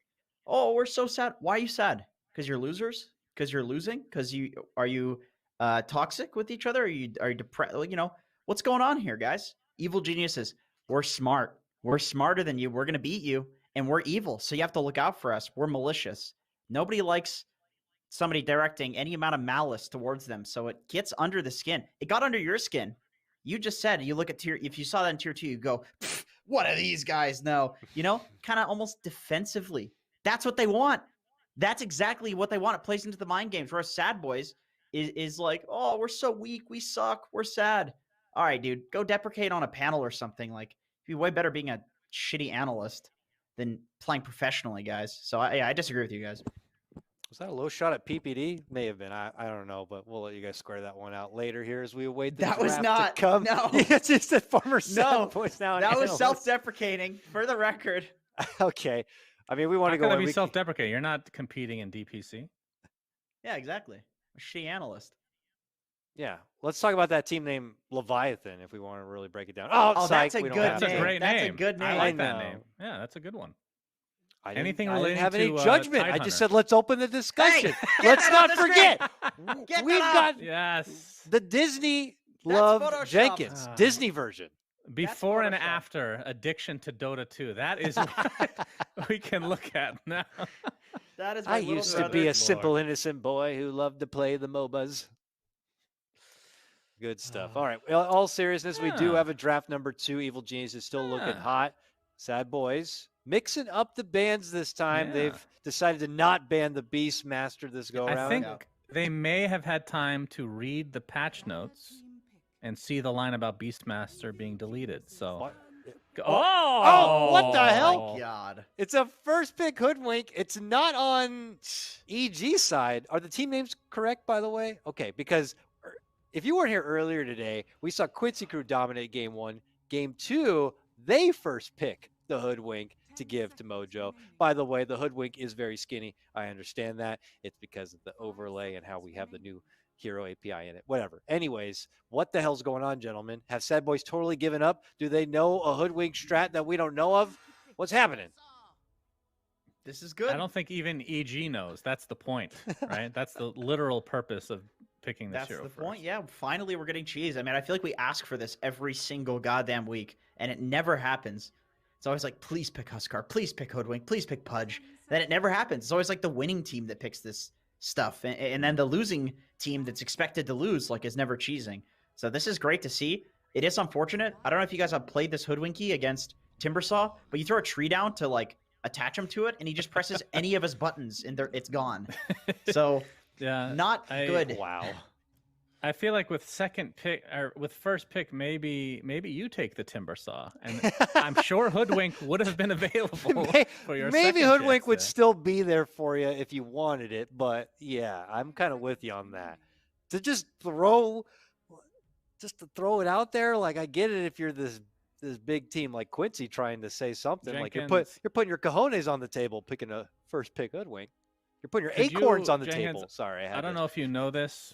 Do you know what his boomerang does? I still don't really know. Oh, it is like amplifies complete damage garbage. or something. It's Explain the it to me. worst. This is a good pick, but yeah, I mean it amplifies status or de-amplifies status resistance, so you stun for longer, but it doesn't stack with itself or anything. It's a long cooldown. De-amplify equals reduces, You'd yes? think a boomerang is like something you target onto the ground, like some Beastmaster axes, right? And it comes back to you. Just this like cool thing. Then you target on a goddamn hero, and it just hits other heroes on the path. It's the most dog shit 4,200 gold item. And funny enough, it's one of the biggest wastes of gold in the entire game. And the even bigger waste of gold, probably the biggest waste of gold in the entire game, is on the same hero in the Ag Shard. 60-second cooldown to spawn a pathetic little illusion of you that does a 1-second bushwhack. 60 seconds! The ulti's a 45-second cooldown on a Hoodwink. Why are you giving an Ag Shard ability that has a longer cooldown than the ulti? Do you think it's just a number thing that they can balance, or is it a conceptual problem? Legitimately, that ability could have like a 15-second cooldown. It probably would still be bad. Now, more important question, could they replace it with another ability? Now, I have a question for you guys. Do squirrels hibernate? That's a thing, right? Yes, they hibernate for the winter? Yes, they do. Is this correct? They do. I know they hide their acorns. They go somewhere. Yeah. It's so obvious you live in some hot place when you say that. 'Cause obviously they do. The squirrels don't hibernate here. I see them all the time every day. The squirrels here are spending literally all... I'm in Canada, by the way. Literally all their time is spent hiding nuts. All the time you see them hiding nuts, because the moment winter ends, it starts again. So they're just hiding nuts for the entire summer, and then winter's there, and they have to eat the nuts, and they have to hide them again. So why not make that an ability, gentlemen? A hibernation. Instead of a freaking boomerang and an illusion that has a shitty bushwhack, as Jenkins put it, which is actually extremely accurate. Imagine the possibilities. I thought you were going to make a joke like, why don't they just hibernate Hoodwink, just take her out of the game? All right, can we rewind so I can make that joke, please? Wait, just be gone. That's I was laughing at Yeah. Thank you. He was laughing at the joke too. If you guys actually go back in the VOD, I make that joke, so it makes sense. It doesn't make sense for people watching live though. Well, they can cut the part out. They can cut the part out. I think that's what we need. We need somebody to go through all the panels and cut it up so that we're actually funny and entertaining and insightful. They would send that to Valve after, Actually, my dad said he was watching one of the VODs and the panel was cut out entirely. So they might already be doing that. Yeah, excellent choice. We have sponsors now, and yeah, that's fair. That's fair. Can't have Wraith King's gaping whatever talked about. I didn't say gaping. You added that. You said stop talking about gapers. Wraith okay? King, ghostly, spiritual, oozing something or other. Oh man, you're adding adjectives to that. Anyway, speaking of oozing, we got Batrider with the oozing sticky napalm, of course. Excellent hero. I think. Yeah, you're all like, why are you acting like that? This is just a normal thing. You're just like, oh yeah, Batrider, great hero, cool. But that is like last season earlier. Whatever. Why now it's okay? It's back, okay? It's back. You still dumpster lanes. You still own heroes like Timbersaw. You don't farm creeps as quickly now, but your laning is much stronger because of the attack range that he got, as well as some other buffs. He got a base damage buff as well. So his laning's a little bit better because of that.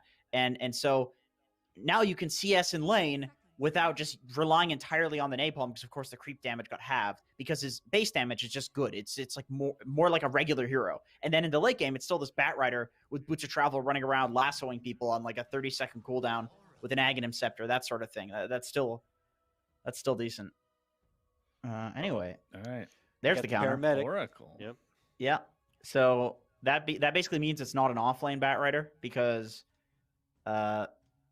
you're just gonna play into Oracle. Wait. Warlock Oracle. Huh. I wonder if this could be a Oh, mid that's Oracle. That's a lot of heal. Get the hell out of here. It's time for Huskar. I've been asking for it all day, gentlemen. Come on. This is interesting, though. Huskar. That Crit is possibly playing one of these two, which either is like, what the hell? Crit playing Oh my Warlock, goodness. Like, Crit playing Oracle? Like, what the hell? And then Okay, the so- Lycan, this is there's only 6 picks, but I would already deem this the most out of whack draft I've Yeah, seen for so sure, far for this sure. season. For sure. I'm being. What I'm does being. Lycan do without Necro? I don't know how this.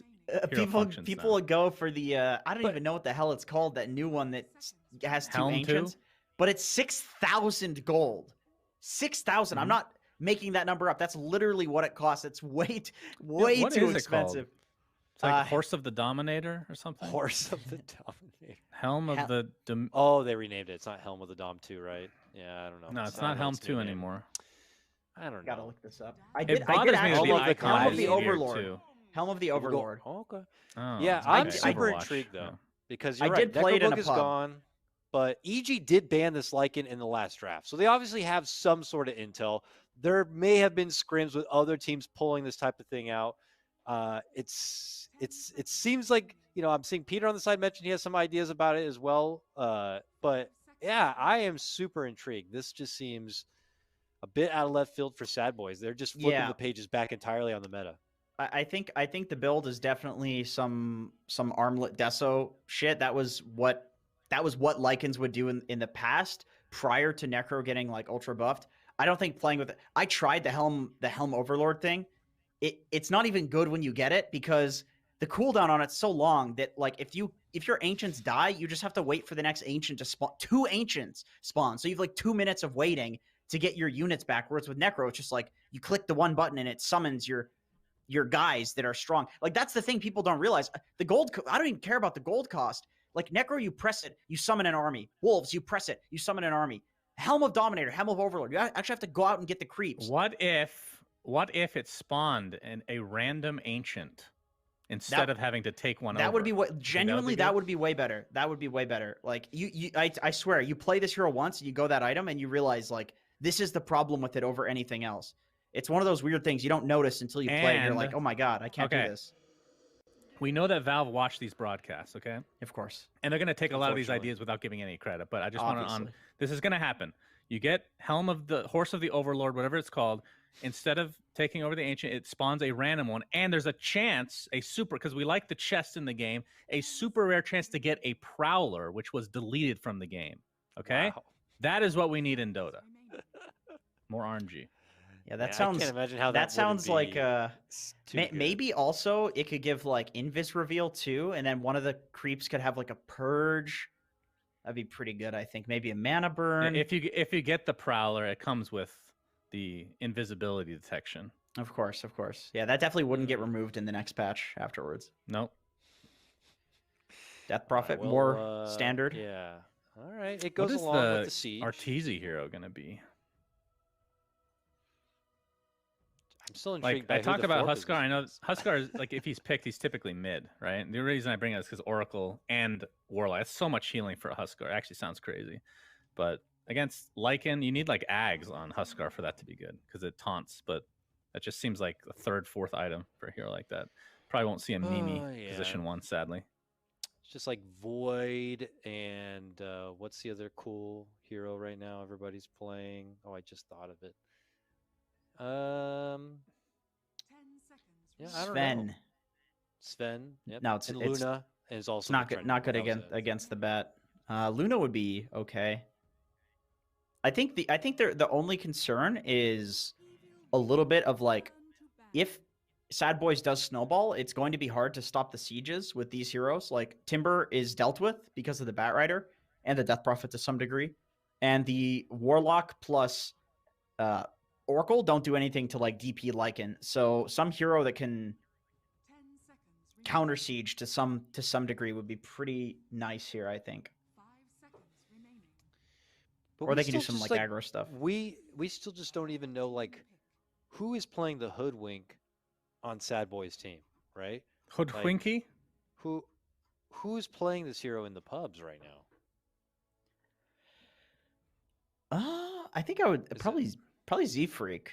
I mean, that seems like a that seems like a Z Freak hero. I did see Ryoya play it at the start of the patch, but not at all since then. Wait, are they last picking their 5? Is that what you mean? Yeah, something's off. They might put the bat as a 5 just because they can follow the Timber that way, and then if you're putting the Oracle in the Timbers lane, dealing with the bat, it's like a lot of commitment to deal with the 5. So maybe you're cool with it for that reason. To be honest, I don't even know what that is still. That could be a 5 tide. Is that it? Yeah. Oh, Moo's been playing Hoodwink. I'm dumb. I literally had him in a game yesterday where he was playing Hoodwink, 5 Hoodwink. It's pretty cool. You can shoot the little tree up on cliffs, and it gives vision. So you can sentry to deward the cliffs, but also like outside of cliffs, which is really nice right now because there's so many cliffs. So who's the 4 position then? Who's Z-Freak playing then? That would be my follow-up then. If Bat Rider, I guess. I have no idea whatsoever. I don't know either, dude. I really don't. I see like 3 or 4 or 5 offlaners on this team right now. No, I think it pretty much has to be position 1 Lycan. Like Ryuuzaki probably doesn't play Tide at all. Like Tide mid sounds cool, but it's going to be a mid lane DP, so off lane Tide. All right. Troll Warlord. You know, some Arteezy's definitely played a bit of through season 1, and you got the Oracle, which it looks like Crit's going to be playing. Don't see him play that hero too often, but all right. You know, what are we feeling, gentlemen? Drafts are done. Jenkins. I'm gonna go Sad Boys. I think their draft's kind of cool. I think they got a little bit of everything, a little bit of cheese. We'll go Sad Boys. Yeah, they got some acorns as well. Z Freak is gonna be playing the whatever that hero's name is. I'm gonna go with EG because they got a lot of heal, a lot of save for a Troll Warlord that can also make himself invulnerable. Seems pretty good. All right. You heard it from the panel. Let's go ahead and get into a break. When we return, we've got Trent and PPD to bring you the broadcast, and none other than the glorious Pop-Tart for coverage. Camera coverage.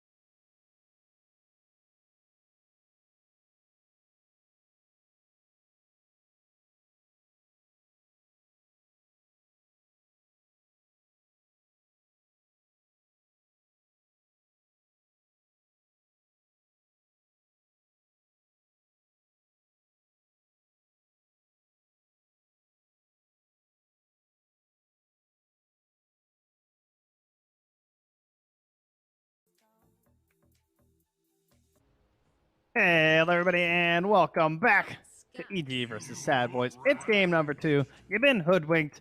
PPD, what do you think of the drafts? Wow, well, this draft had a bunch of curveballs, right? Like the panel was trying to figure out who was playing what. I have not seen Lycan much, but apparently I think that there are some rumors that the hero is pretty good. Lycan traditionally does better in pubs than he does in professional matches due to people actually, you know, Lycan just kind of gets countered by drafts, I think, a lot of the time. But I'm really excited to see it. And Fear is, you know, he always tried to make this hero work in every patch. So Right. I can remember some big resurgences of Fear, like when the initial mid Lycan with the helm, he was really good at playing that. Yeah. And I guess now lately he's been doing this Armlet, Echo Saber, AC Heart, just, you know, right-clicky items. But won't be mid this game. He will be playing out of the safe lane. It's that the mid DP, and then, of course, this support Bat Rider from Moo. Yeah, that was the more uncommon thing to me. I think Bat Rider is a pretty good hero right now, but I think you pick him because he's good in... I mean, we'll see how it goes. I mean, you're supposed to pick him because he's like good in lane and he can dominate, and you know, like, he's a really great like bottle rush hero if you play him mid. Ooh, these wolves. But maybe and the cripple. They got the movement speed slow now. Oh, Z-Freak. Yeah, he's dead.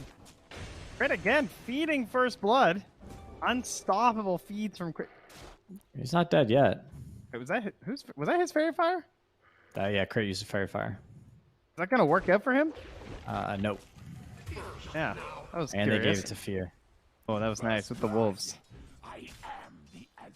All right, but yeah, so we got despite 4,004 lifetime games of Oracle and over 2,200 for Warlock. It's only the 10th time they've been on the same team. Not that surprising. They fill somewhat similar roles in terms of some sustain and whatnot, but more importantly, they're both these like ranged fives that. He said EG did well it together. first in 2016 in a China tournament. So that must have been me drafting that, right? That sounds pretty questionable. It does. But He says I mean, no. No, it was crit drafting. You're safe apparently. Oh, okay. I was about to say. I mean, I wouldn't draft such a hideous support duo ever. I think.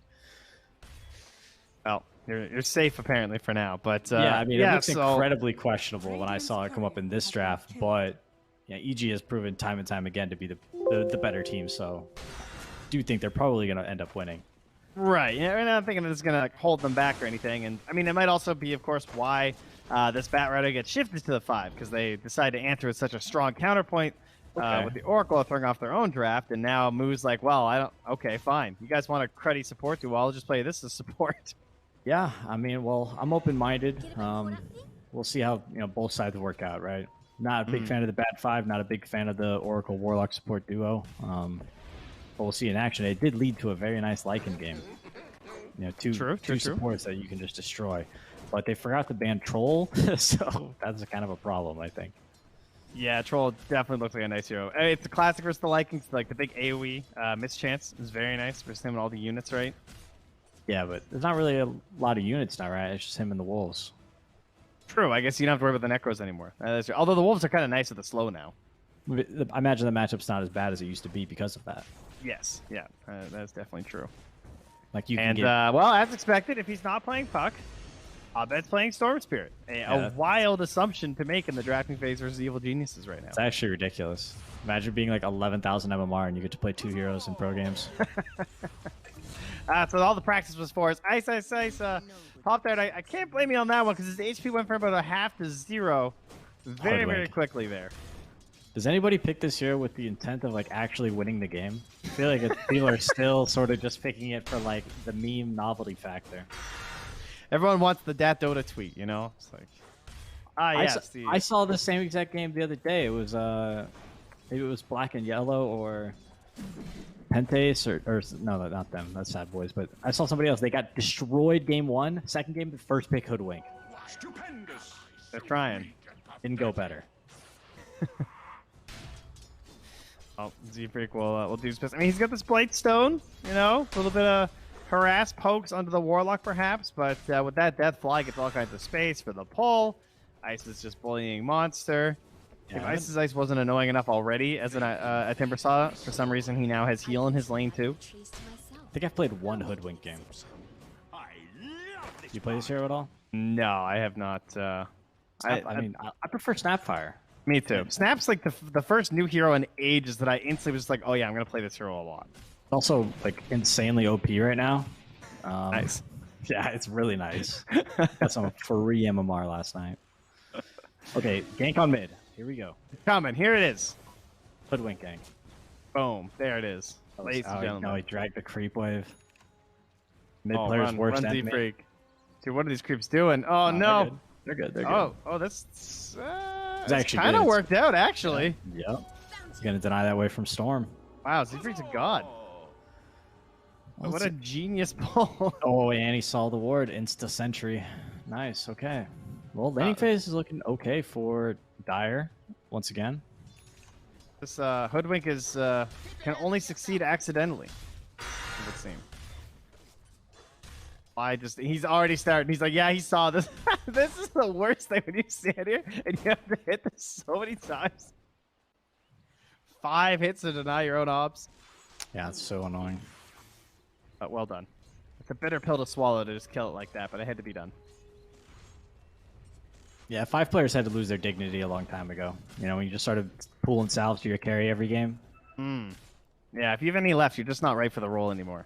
Exactly. Like, move on. Go buy a Solar Crest. Yes, exactly. Lasted so far fairly even across the board. Again, not getting out of control here. A little TP down bottom now from Moo, so he's going to find himself in a matchup versus the Timber and try and help out his Tidehunter. This is the matchup, of course, that we tend to see the Bat Rider picked for. it's laning versus the Timbersaw, but as a support versus the core, it's not quite as scary. Okay, Echo Saber rush on the Lycan. They're leaving him alone because I think he just kind of has like enough regen to sustain the lane by himself. Oracle's like not too punishing, so it's kind of hard for the two of them to kill him, I suppose. Now for Crit though, that's not his usual flavor of hero, right? Ability Definitely to like rotate mid and go for kills. I guess he can't charge Fortune's End onto Abed. Maybe they meant to ban it, you know? No, I think they just saw the Batrider and just said, hey, you know, Oracle's still in the pool, let's get it. But I don't think the matchup is really like that. Like, I think that's maybe if you're against Darkseer, right? You're just like, oh, like we already have our 5, but they picked Darkseer. Let's just get the Oracle.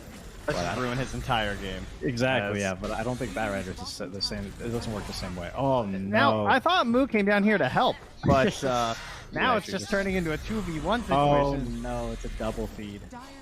Oh, man. I mean, this guy was the Timbersaw for a reason. He's got the Timber Thaw set on, in fact. He's I believe it's the Ice Ice Classic, and he'll let him go. He has Mercy and also a lack of mana. Well, Abed has found Fear, level 5, jungling. That's not what you want to see in your jungle as a carry. Level 7 Storm Spirit with full mana. I can't believe Knoxville didn't go for the hero Puddle in this case, but 15 games on Storm, 10 on Puck, 5 on Void. The rest, wow, a combined 4 games. That's kind of funny. Why was there an asterisk next to? I believe that means this game. Oh. In case you guys didn't notice. As if that wasn't obvious. He's playing Storm. But a zip kill there onto Moo. So the support goes down. And Hoodwink is here. Clearly what terrified them back. I've seen a couple early feeds from the Hoodwink and Batrider. I think it might lead to a couple more feeds in the late game. The old chain feeds. Could be worse, could be worse. Headdress Bassi rush on the Batrider here. That's what item he's going. Just some value items. That's, I guess, all he can afford right now. Abed gets a little unlucky with the rune. Will be an invis going the way of Roya. Not the easiest hero to use an invis rune with, unfortunately. So what is the Falcon Blade? What is Lycan's timing? Does he farm another item? Echo Saber's kind of a farming item, item, he just keeps right? farming. Why Echo over Armlet? It must have something to do with the ulti. It gives mana regen, attack speed. Yeah, I guess just overall it's just kind of like nice stuff. I think it's a better farming item. And he doesn't want to go like Battle Fury or Maelstrom or something, right? But he needs something so he can scale and keep farming if the game kind of stalls out. Yeah, if you're just hitting creeps. Yeah, true. Don't need the big fighting element of the Armlet quite yet. And I mean, Moon's getting away with this right now, surprisingly. There's not enough mana Ice Ice to really punish it. Well, he's all really far away. Tower denied by Hoodwink. Did his little best. The tree run thing is actually pretty good, especially when you're kind of like playing this trash lane defender role. Yeah. And it was a pretty big change with the recent trees that should help him out. Ice Ice, by the way, has 9 stacks, or 8 stacks there. But the Moo who's actually dying. Last hit there from Abed gets the kill. Roya has Exorcism back in a couple seconds. Could try and force something here with a Ravage, perhaps. Why still level 5? Would be a nice moment to go for it, but Roya is back in the jungle. Doesn't like it. I'm really just waiting to. I'm just so curious about this Lycan hero because I've heard a lot about it. I'm just waiting to see, like, you know, when is it online? I think it's probably the Armlet. Yeah, so that'll be my guess. Just relax until then. Yeah. Let's see how much they're giving up in the meantime, as they do lose the Hoodwink up top. Was trying to play that dead lane role and just hanging out and pushing things out, but gets caught this time with the scurries. Abed does find a regen rune, so now if they want to make this push mid, like Monster, he's still beefing up here. The question is, do you really want to drop Exorcism when you just saw Storm Spirit get a regen rune and a Timbersaw's coming? They made a line on the map for Fear to join them, and he's on his way. But this does not feel comfortable versus Warlock. This game is just kind of like an AFK farm fest, but Timbersaw just plays the wall, and Dire needs to like eventually Yeah, well, they've done it. They pressed the button. Question is, who's going first? Oh, there goes the golems. It's next with the zip through. Raiden Roya, no chance to do anything. The Ravage comes through, but it's too late to save him. Abed, though, low on mana, being focused. Already used the regen runes. Has the bottle up here. Will get saved by the false promise. Z-Freak out of the bushwhack here as well, and they're even going to salve him up just in case during the false promise. So he's going to be full gains when that ends. There you go. Isis Ice comes in with the Whirling Death and an easily clean up move first with the help of Crit. That's a level 6 Oracle. He's got the big damage right now as he throws out those flames and burns them down. Ice will have to wait for his shard from the flamethrower, but Crit's got it right now. Z-Freak caught with zip into the bolt. That's a killing spree for Abed. 3-0 and yeah, Ice, he's good. Barely. No concerns here. No soul ring for 8 seconds. Has a wand. I know that regen's something. Can he make the big turn plays though? Fear. Moves him back up. Teammates are not coming to help. Yeah. It's now just a matter of can I survive? You blew it, says Abed. Have they indeed? Oh, nice bounce back. He's got the last one just in case. Grab him. Oh, Yep. that was close. He's back. That's tranquil has boots. recovered. He actually needed that really badly because he was starting to, the feeding was getting out of control. Where does that put him? Does he have Tranquils coming? I feel like that would be really nice at this point for the hero. Yeah, he's got his Tranquils, so big movement speed boost to try and mess around in these fights. All right, so we're back to the original farming positions. And push mid again. Yeah, perfect. And where does Tide go? It's like, what does he do? That is his life. He could maybe farm ancient stacks, but then Fear might get mad. Radiant's middle tower is under attack. And here comes, Timber's here to play the wall again. Oh my god. That is very scary for a Tide Hunter to see that guy come through. Dire's top tower is under attack. Nice bushwhack there. Holds back Ice for any follow-up there on the monster. Has the Maxo Kraken, so we'll hopefully get him out of any attempts at lockdown, but he's back in the river now. Radiant's bottom This game is so tower slow under paced. attack. Like, both teams are not farming anything. Yeah, Fear and Arteezy are just AFK. They're all just hovering around mid lane looking at each other. This is the worst feeling in pubs. I hate these kind of games. This is why this is why I started playing Nature's Prophet 5, so I could always just go hit the jungle whenever I wanted. Games like this is perfect. That's definitely the way to go about it. Highly Let's get the recommend. heal up there. Wow, some thrilling stuff between these two. I'm kind of sleepy. Taunting each other, dropping items. Yeah, okay, Moo's running away from some axes. They're actually just hitting each other's towers. Radiant's middle tower is under attack. Wow, the beefcake's really getting it done. Meanwhile, Moo is still running up top there as Abed does go down. Oh, Radiant's oh middle my. tower is under attack. I was so excited. Abed was tipping. Was he not paying attention? Because I wasn't. Hey, somebody rewind.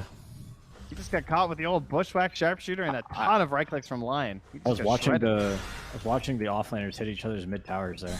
Yeah, I was trying to watch something exciting. Yeah, I'm just zoomed out on Max watching the mid lane right now. Yeah, this is I gotta take some notes here. This is like when Godzilla and Mothra are just like fighting over the city and they can't do anything about it. I like Timber's odds though. How do you feel? Yeah, I think so. The Tide's really no match. Wait, a zip. Oh, yeah, the revenge of Abed. We won't miss it this time. Don't worry. This is just a stream where we gas up Abed all the time, so we don't want to miss it when he gets the kill. It very slowly and eventually happens there. So Abed gets his return back to Zephyr. He went to Kaya too. That's the farming item for Storm. Sees this game. He's watching that mid lane. He knows what we're doing. Fear should have got a Midas win. He'd be so much happier. Actually, probably not. Rock'em Sock'em Robot, they're at it again here as Crit comes in and throws a couple spells. I love how the two fives, I just called them, are also just sitting here next to this while it's happening, and Monster's still able to survive. That alone is kind of impressive from a Tide. It's because they both picked such horribly inactive supports, right? You had some Baroque Batrider and a Hoodwink, which I mean, at least Zephyr got his kill, you know? I'm not sure what role this hero Hoodwink fills. Oh, well, Crit is trying his best here to finally get it. Okay, nice. Saves the buff until after the Dispel, but unfortunately it's still not enough. And Ice, he's letting him sweat a little bit there. Doesn't go for the pullback, but again, still living actually? Dire's middle tower Monster Travis- holding that Travis. Ravage. Can we punish this at all? No. Team says no, but all right, they've drawn them in deep enough. They're finally gonna try and punish with the Lycan ulti. He goes on to Ice first to force out the Timber Chain. They don't have the lasso available though, so they've already killed Crit. Guessing that's where that went. Ulti comes out to try and cover Timbersaw. The Fatal Bond's out onto a couple. Not sure if they want to keep pushing into them with the bonds on top of each other, and yeah, they don't think so. They're gonna crit down on the Golem instead. Abed tests the waters of the jump onto Moo, but it's not enough damage. And ladies and gentlemen, I think we'll go back to farming. We're back to the jungle. Go exorcism that jungle camp. Oh yeah, there it is. Oh, here we go. The smoke with no exorcism. Oh, they still have the Ravage. Yeah, I was gonna say maybe they have lasso. I feel like with lasso they can get some kills, but EG doing a sneak roach on here. Dire, no. Roach, and they're running at Abed. And Abed's gonna TP out. He senses it. A disturbance. Don't let this happen to you, Dire. What's happening? Can we at least have a 5v5 before this farm fest ends? Roach. And they even have the Ravage as the worst part, but they don't have Exorcism. And they don't have that lasso available. I don't even think they can take this fight. Towers down, Monster's running over. He feels it. The rumbling in the water. He sits in the wave. The Wolf goes in. They got the vision, the break, but it's too late. And now the Aegis on Abed, but they're also not that willing to chase either. Right. Well, I imagine Dire is going to be split pushing for the next 5 minutes before this Aegis to run out. Wow, and I thought Crit was the Oracle. Got it all figured out. Maybe not. Maybe they might take a fight. You know, sadboys, you just did them a favor because they took that first Roche nice and early. So now they won't be as far ahead when the second Roche comes up, and they'll have a better chance of fighting it as sadboys. Well, actually, the net worth lead actually kind of shifted into the favor of sadboys when EG took the time to do that Roshan. So there you go. We kind of mentioned this in the first game. Like the first Roche, the first Aegis is only useful if you can actually, take advantage of it. But yeah, both teams kind of lack any real catch this game. Mostly just, Storm is kind of the catch, but he didn't go Orchid, so his kill potential is a little bit lower. But yeah, Oracle Warlock, they're not setting up any ganks. And neither is Batrider or Hoodwink. Yeah. First Roche is just a setup for second Roche. The Aegis just does not feel that strong. Guys, if you're not taking timers on your Roche, today is the day, all right? Just start it now. Honestly, you don't even need to take a timer on the first one. Just know that, just don't fight. Just dodge or farm. Well, I'm just saying they should probably know when the second Roche comes up since it's the most important one. Yeah, you can stop counting after that. Just get the second one. That's actually a good point. Any new items? What Lycan got? He's going to BKB? Okay. Yeah, this is where he really comes online because then he doesn't have that... his biggest problem is they forgot to ban Troll Warlord, so every fight where he runs in, he just gets blinded.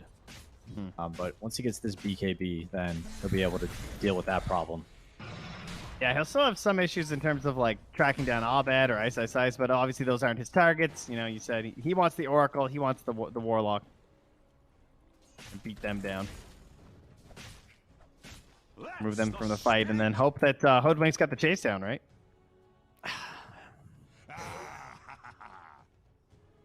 A farm fest like this would have a pause. Who paused it, though? Who are we blaming here? Oh, Arteezy. Wow. Oh, top win rate's on Troll. Arteezy is in 5th place. Wow, Sing Sing. Very nice.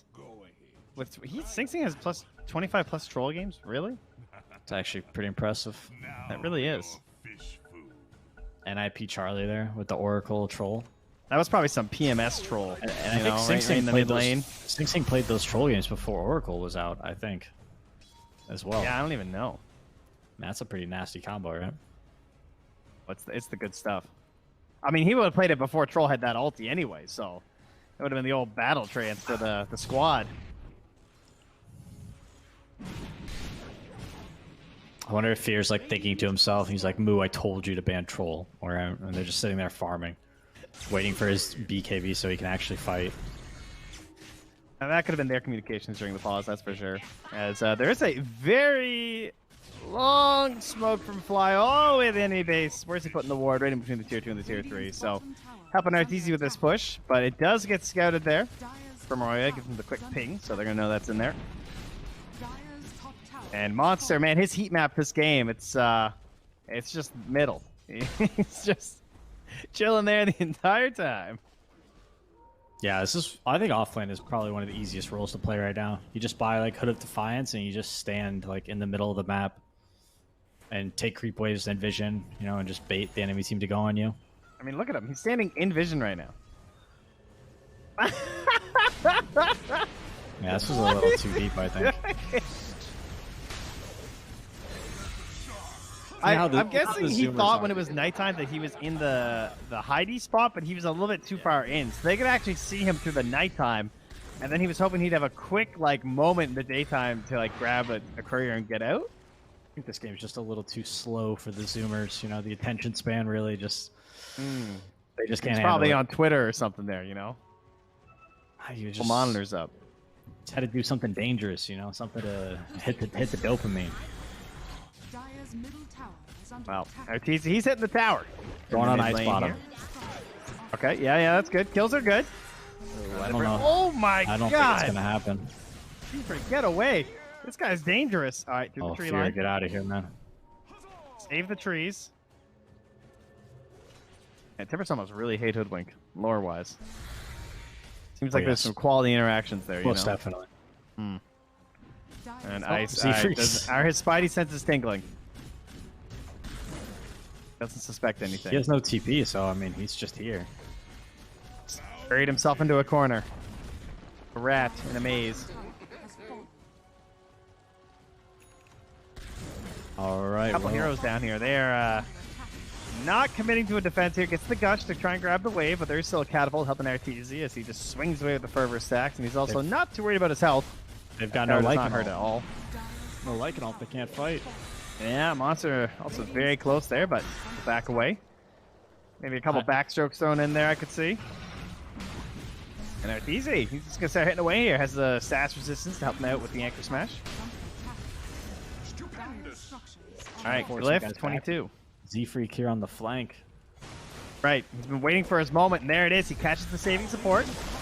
Gets the ulti. Oh, Oh, but it's too Ravage. late.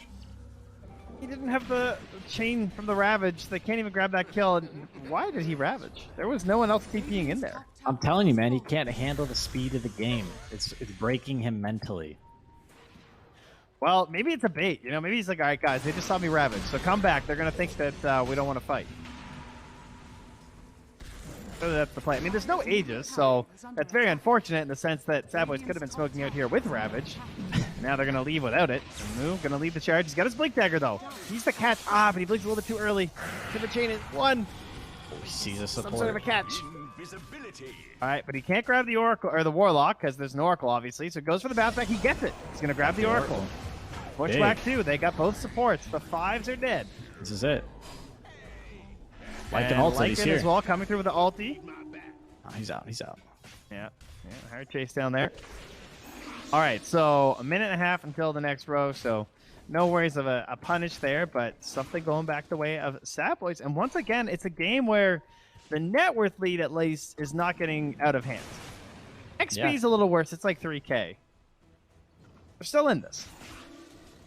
I mean, it's really anybody's game. I mean, second Aegis will be impactful. Dire does have the spells, but the thing is, once they click Ravage, once they click DP ult, once they Lycan ult, Roshan needs to die. That is true. Otherwise, There's no second chances with this lineup. exactly. And What do you think about this Dota plus 81% win chance for EG right now? A little harsh.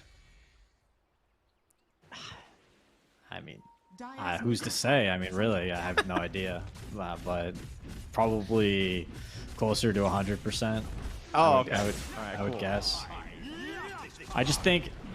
I mean, I was gonna save it for like my, my post-game thoughts or whatever. But like, you don't pick Lycan and forget to ban Troll Warlord. It's just not. It's not how Dota works. So maybe the Lycan wasn't exactly a well-planned thought here. Or it's a player thought, but not a team thought, maybe? Somebody messed up. That's all I'm saying. Somebody messed up. I like it. Well, can Moo mess anyone up here without Lasso? As he starts heading towards that high ground. Battered back by some axes here. Ravage is now returning. Monster's got it. The Roche, it's a long one. 1 minute and 50 seconds, so... Not going to be an instant one here. This is a case of now make sure you guys have your ultis when it comes up. And let's go back to farming. Well, it's nice. Just bat 5. You can check the hills. All right, they were kind of talking about, Jenko was talking about Hoodwink being able to do that. It is pretty annoying to have to check all these hills. And that is a good one. That's one of my downsides of Witch Doctor there. But anyway, the zip back in on the move. But it's mostly just a save there on the Ice. Was worried about a potential lasso there. So he's going to get out. But the Scurry's coming forward. Z-Freak not going to make it there in time. Do you feel like Storm is just such a better hero with an Orchid? Yeah, but they're also not fighting. So I kind of get it. It's like the Bloodstone definitely has a ton of value this game. But yeah, he could just be killing people. That's true. Killing's good. Yeah, I'm sure it's fine. Yeah, back to Dota. Let's go for that Ags. We're going to have that big Storm Spirit team fight spell. It's pretty nice. Oh yeah, that's really good. It's a second item Ags, so... Will fly. He's got the positioning, but the Wolves have found him first. It's a nice thought, but it doesn't work very well versus the scouting Wolves. So smoke or no smoke, he's going down.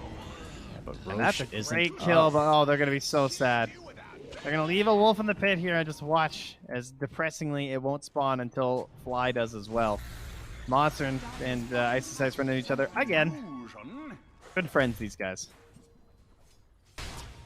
Yeah, Roshan spawn timer can actually be quite impactful. Because that would be potentially a free Roche for Dire there. And they're going to stun the Storm Illusion just in case. And now here comes EG. RTZ's got the BKB now. And they all know the Roche is up. At least the Radiant do. Moo's going to confirm. Yep. All right. So we got both teams in the knowledge. Now, what do you think about the old set timer? Would you like that back, or do you prefer it like this? No, I think it's better with the randomness for sure. But it does screw you sometimes. Now this would be super nice if Lycan had the Ag shard, so they could have the split push going on the side lanes while they all stand around Roche pit. True. But he's probably just hoping to get it from that second Roche. You know, this is the carry player way, right? Yeah. They refuse to buy it. That's for sure. I mean, that shard, he's already got dibs. I love the Tidehunter shard too, but they're not quite in a position to utilize it, unfortunately. Actually, hitting buildings with that hero is kind of nice, though. Yeah, I think it's good sometimes if you're playing like this game, you know, where he's that unkillable dude that's standing on mid lane in vision.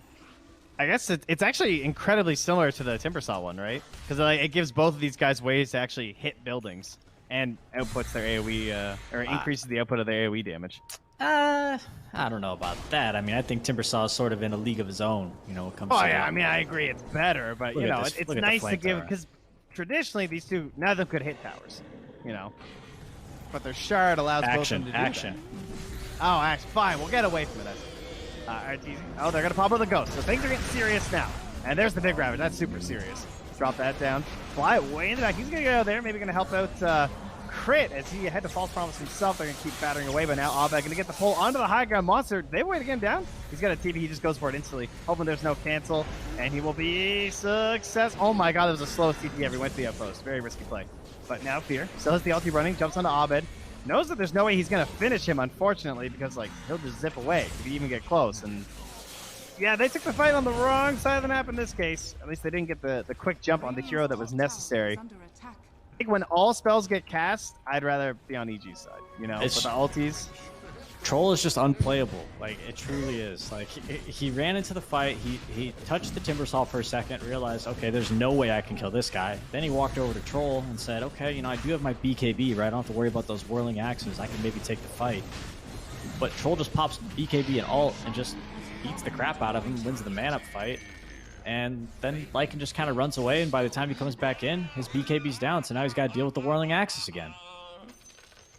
Yeah, if they need a support jump either from the obviously the bat or the hoodwink onto this Oracle or this Warlock too, because well, I mean, it'd be great if they could get one of the cores, but you know they're always just gonna get saved by this big long reach, the chaotic offering or the false promise. So it's just a lot of boxes to check here for Sad Boys, and not quite enough initiation at this point. And if you play a lot of Oracle, this is sort of like the new build for the hero. You just do like Blink Dagger Rush over like Aether Lens or anything else, and it just allows you to just like completely be in fog before fights, so nobody can find you. Yeah, I think we had a game where even versus a Spectre, he still won it, which might have been a little bit autopilot, but Yeah, it's that common, you know. Spectre is very good against Oracle, so he was obviously in a tough situation and had to make a very big, high-level decision. Quick fingers, you know, that's what it's all about there. Yeah, that's actually... If you can blink before the haunt hits you, it's OP. Oh, they got herded back into their base. Oh, Storm has the 8. No, They gave it to RTZ. Fly has the Aegis. Oh, sorry, I thought you were saying the shard. Why? Yes, he does. Interestingly enough, okay. I wonder if he was going for the shard. I don't even know. Well, either way, false promise there onto RTZ. He wants to back himself away. So has the ulti there too. Ice just goes in and gets the finish onto the Hoodlink. He does indeed hate that hero, but the Ravage comes out. Can they actually find something here? As he said, there is no Aegis on the Troll.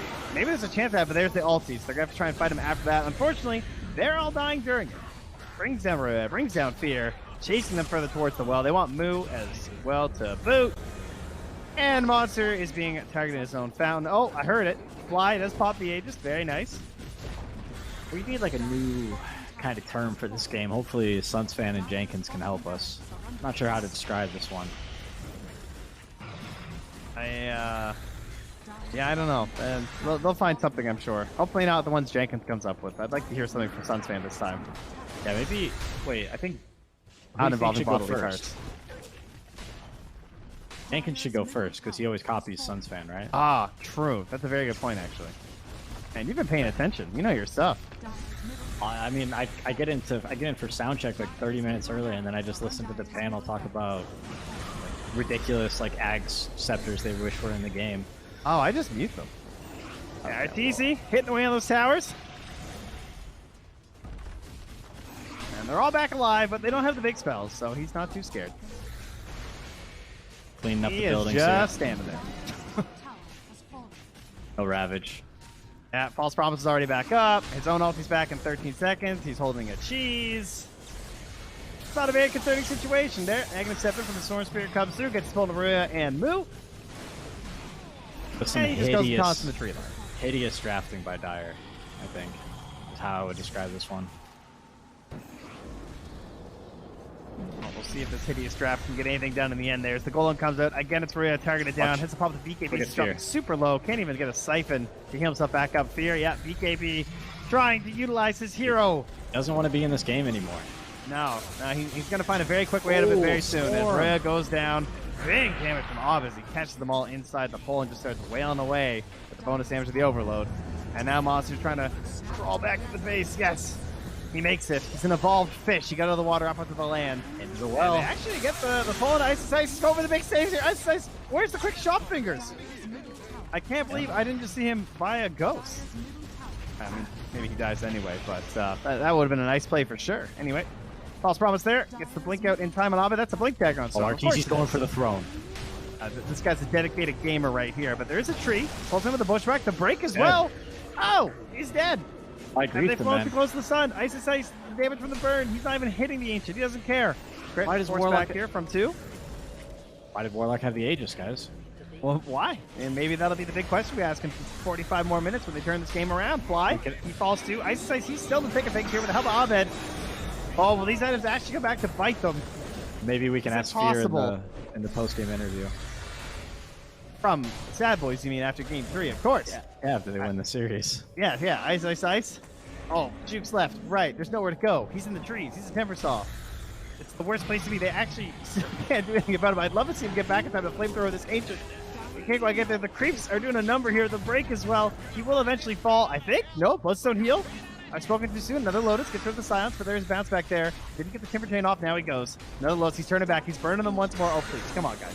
You can do this. I believe in you. He gave you once more from Fear. Ice. think they He's can. throwing out spells, but they're slowly kiting him here. He's had enough. He's got another Lotus. He's got another Timber Chain. Don't let him go. All right, good. Whew. I'd love to see it. It's just the NA Dota heart, refusing to give up on any game. Just sticking with it.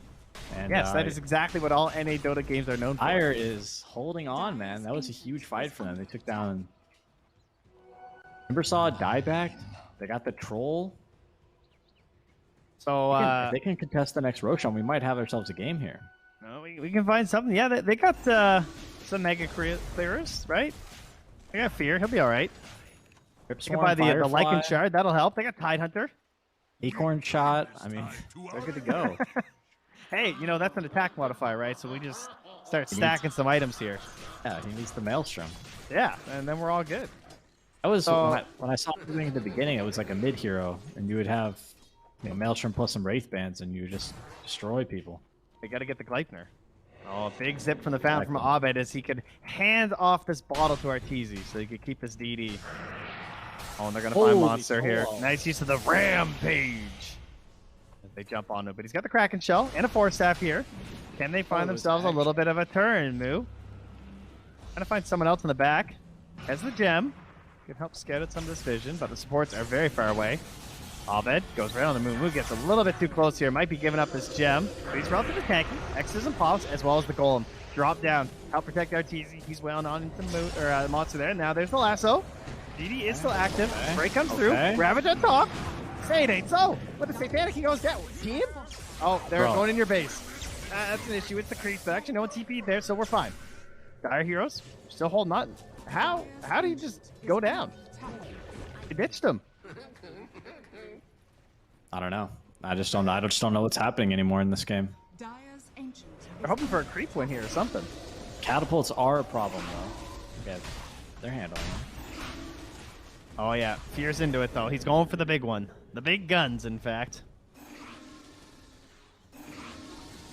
And they don't have like a Spectre or a PA with a rapier or a Dusa or something. They've got a Lycan. All right, well let's run some numbers here. He needs the Ag Shard, man. It's gonna help with the waves. I don't think he can afford it there, friend. Right, because he needs the big boy rapier. Yeah. Some real carrying. All right, so on the real, EG probably should have just waited for Roshan. Of course, yeah. Oh, it's in 5 seconds, perhaps. May respawn. Very unlikely. Oh, a it's almost max by 5 timer. seconds. Perfect. Abed does the full zip back to base. Very classy. Well done. He was just taking a quick run through. Arcane Rune was a mistake. Yeah, I'll agree on that. Finds a Stormcrafter. Gets rid of his Essence Ring for it. It's a little bit more maneuverability in these fights. I love these blinks on the Storm, as well as the, of course, the Oracle. I mean, the other aspect of the Oracle is that you can always save yourself with your ulti and the blink too, which is kind of cool. Only really relevant later, I guess, when your cooldown's a bit better. But Abed can just get ultied and blink out of any situation. I think the blink dagger is a legit item, right? Because he has Oracle, and then also like with the ult, or sorry, with the Ags. Yeah. Because it's like, you don't want to waste all your mana. I mean, that's obviously a crazy aspect of Storm, but yeah. All right, Arteezy just starts off. They're trying to get him all the way to the fountain, but it's not going to happen. He just goes for the BKB. He's hitting the ancient. Abed's going to try and hold them back. Arteezy is done with this game. Trying to help out his buddy Fear and get him out of this game. Limited HP left here, but in the end, the Royal calls it just before the game ends itself. Yikes, man. That's all I got to say for this game. Major yikes. Major yikes. Major yikes. Corporal problems reporting for duty. Ending was rough as well. Yeah, it really was. Again, though, similar to game one where they were relatively even. It's like this false hope of like maybe they can do it. They're kind of keeping things going. I would say that like maybe overall the map movements and stuff generally looked cleaner from EG, as well as it almost felt like they were always the ones dragging sadboys around on the map. But do you think like moving forward, what are your expectations here for sadboys in the upper division of NADPC? Sadboys? I mean, they're donezo, right? They're fighting for not bottom 2 at this point. And I think they have their hard games ahead of them. So not sure what's going on with them. But EG, I think, was in control of this game like the whole time. I think they kind of went like big time farm mode. And then also with the 2 sort of 5 position supports, they weren't really able to get too active. Mm-hmm. They defended their towers. You saw Monster trying to push that mid tower, but whenever he was too far, they went on him and killed him. I don't know. It was this was a rough one. Very relaxing in the end from EG, perhaps. Sitting back, reacting to whatever the Sad Boys tried to do, and whatever they tried, it failed. So that is the end of our second series of the day. We're going to be having some lower division matches coming up after this, but first, we'll go to the panel and an interview about this series, so stick around.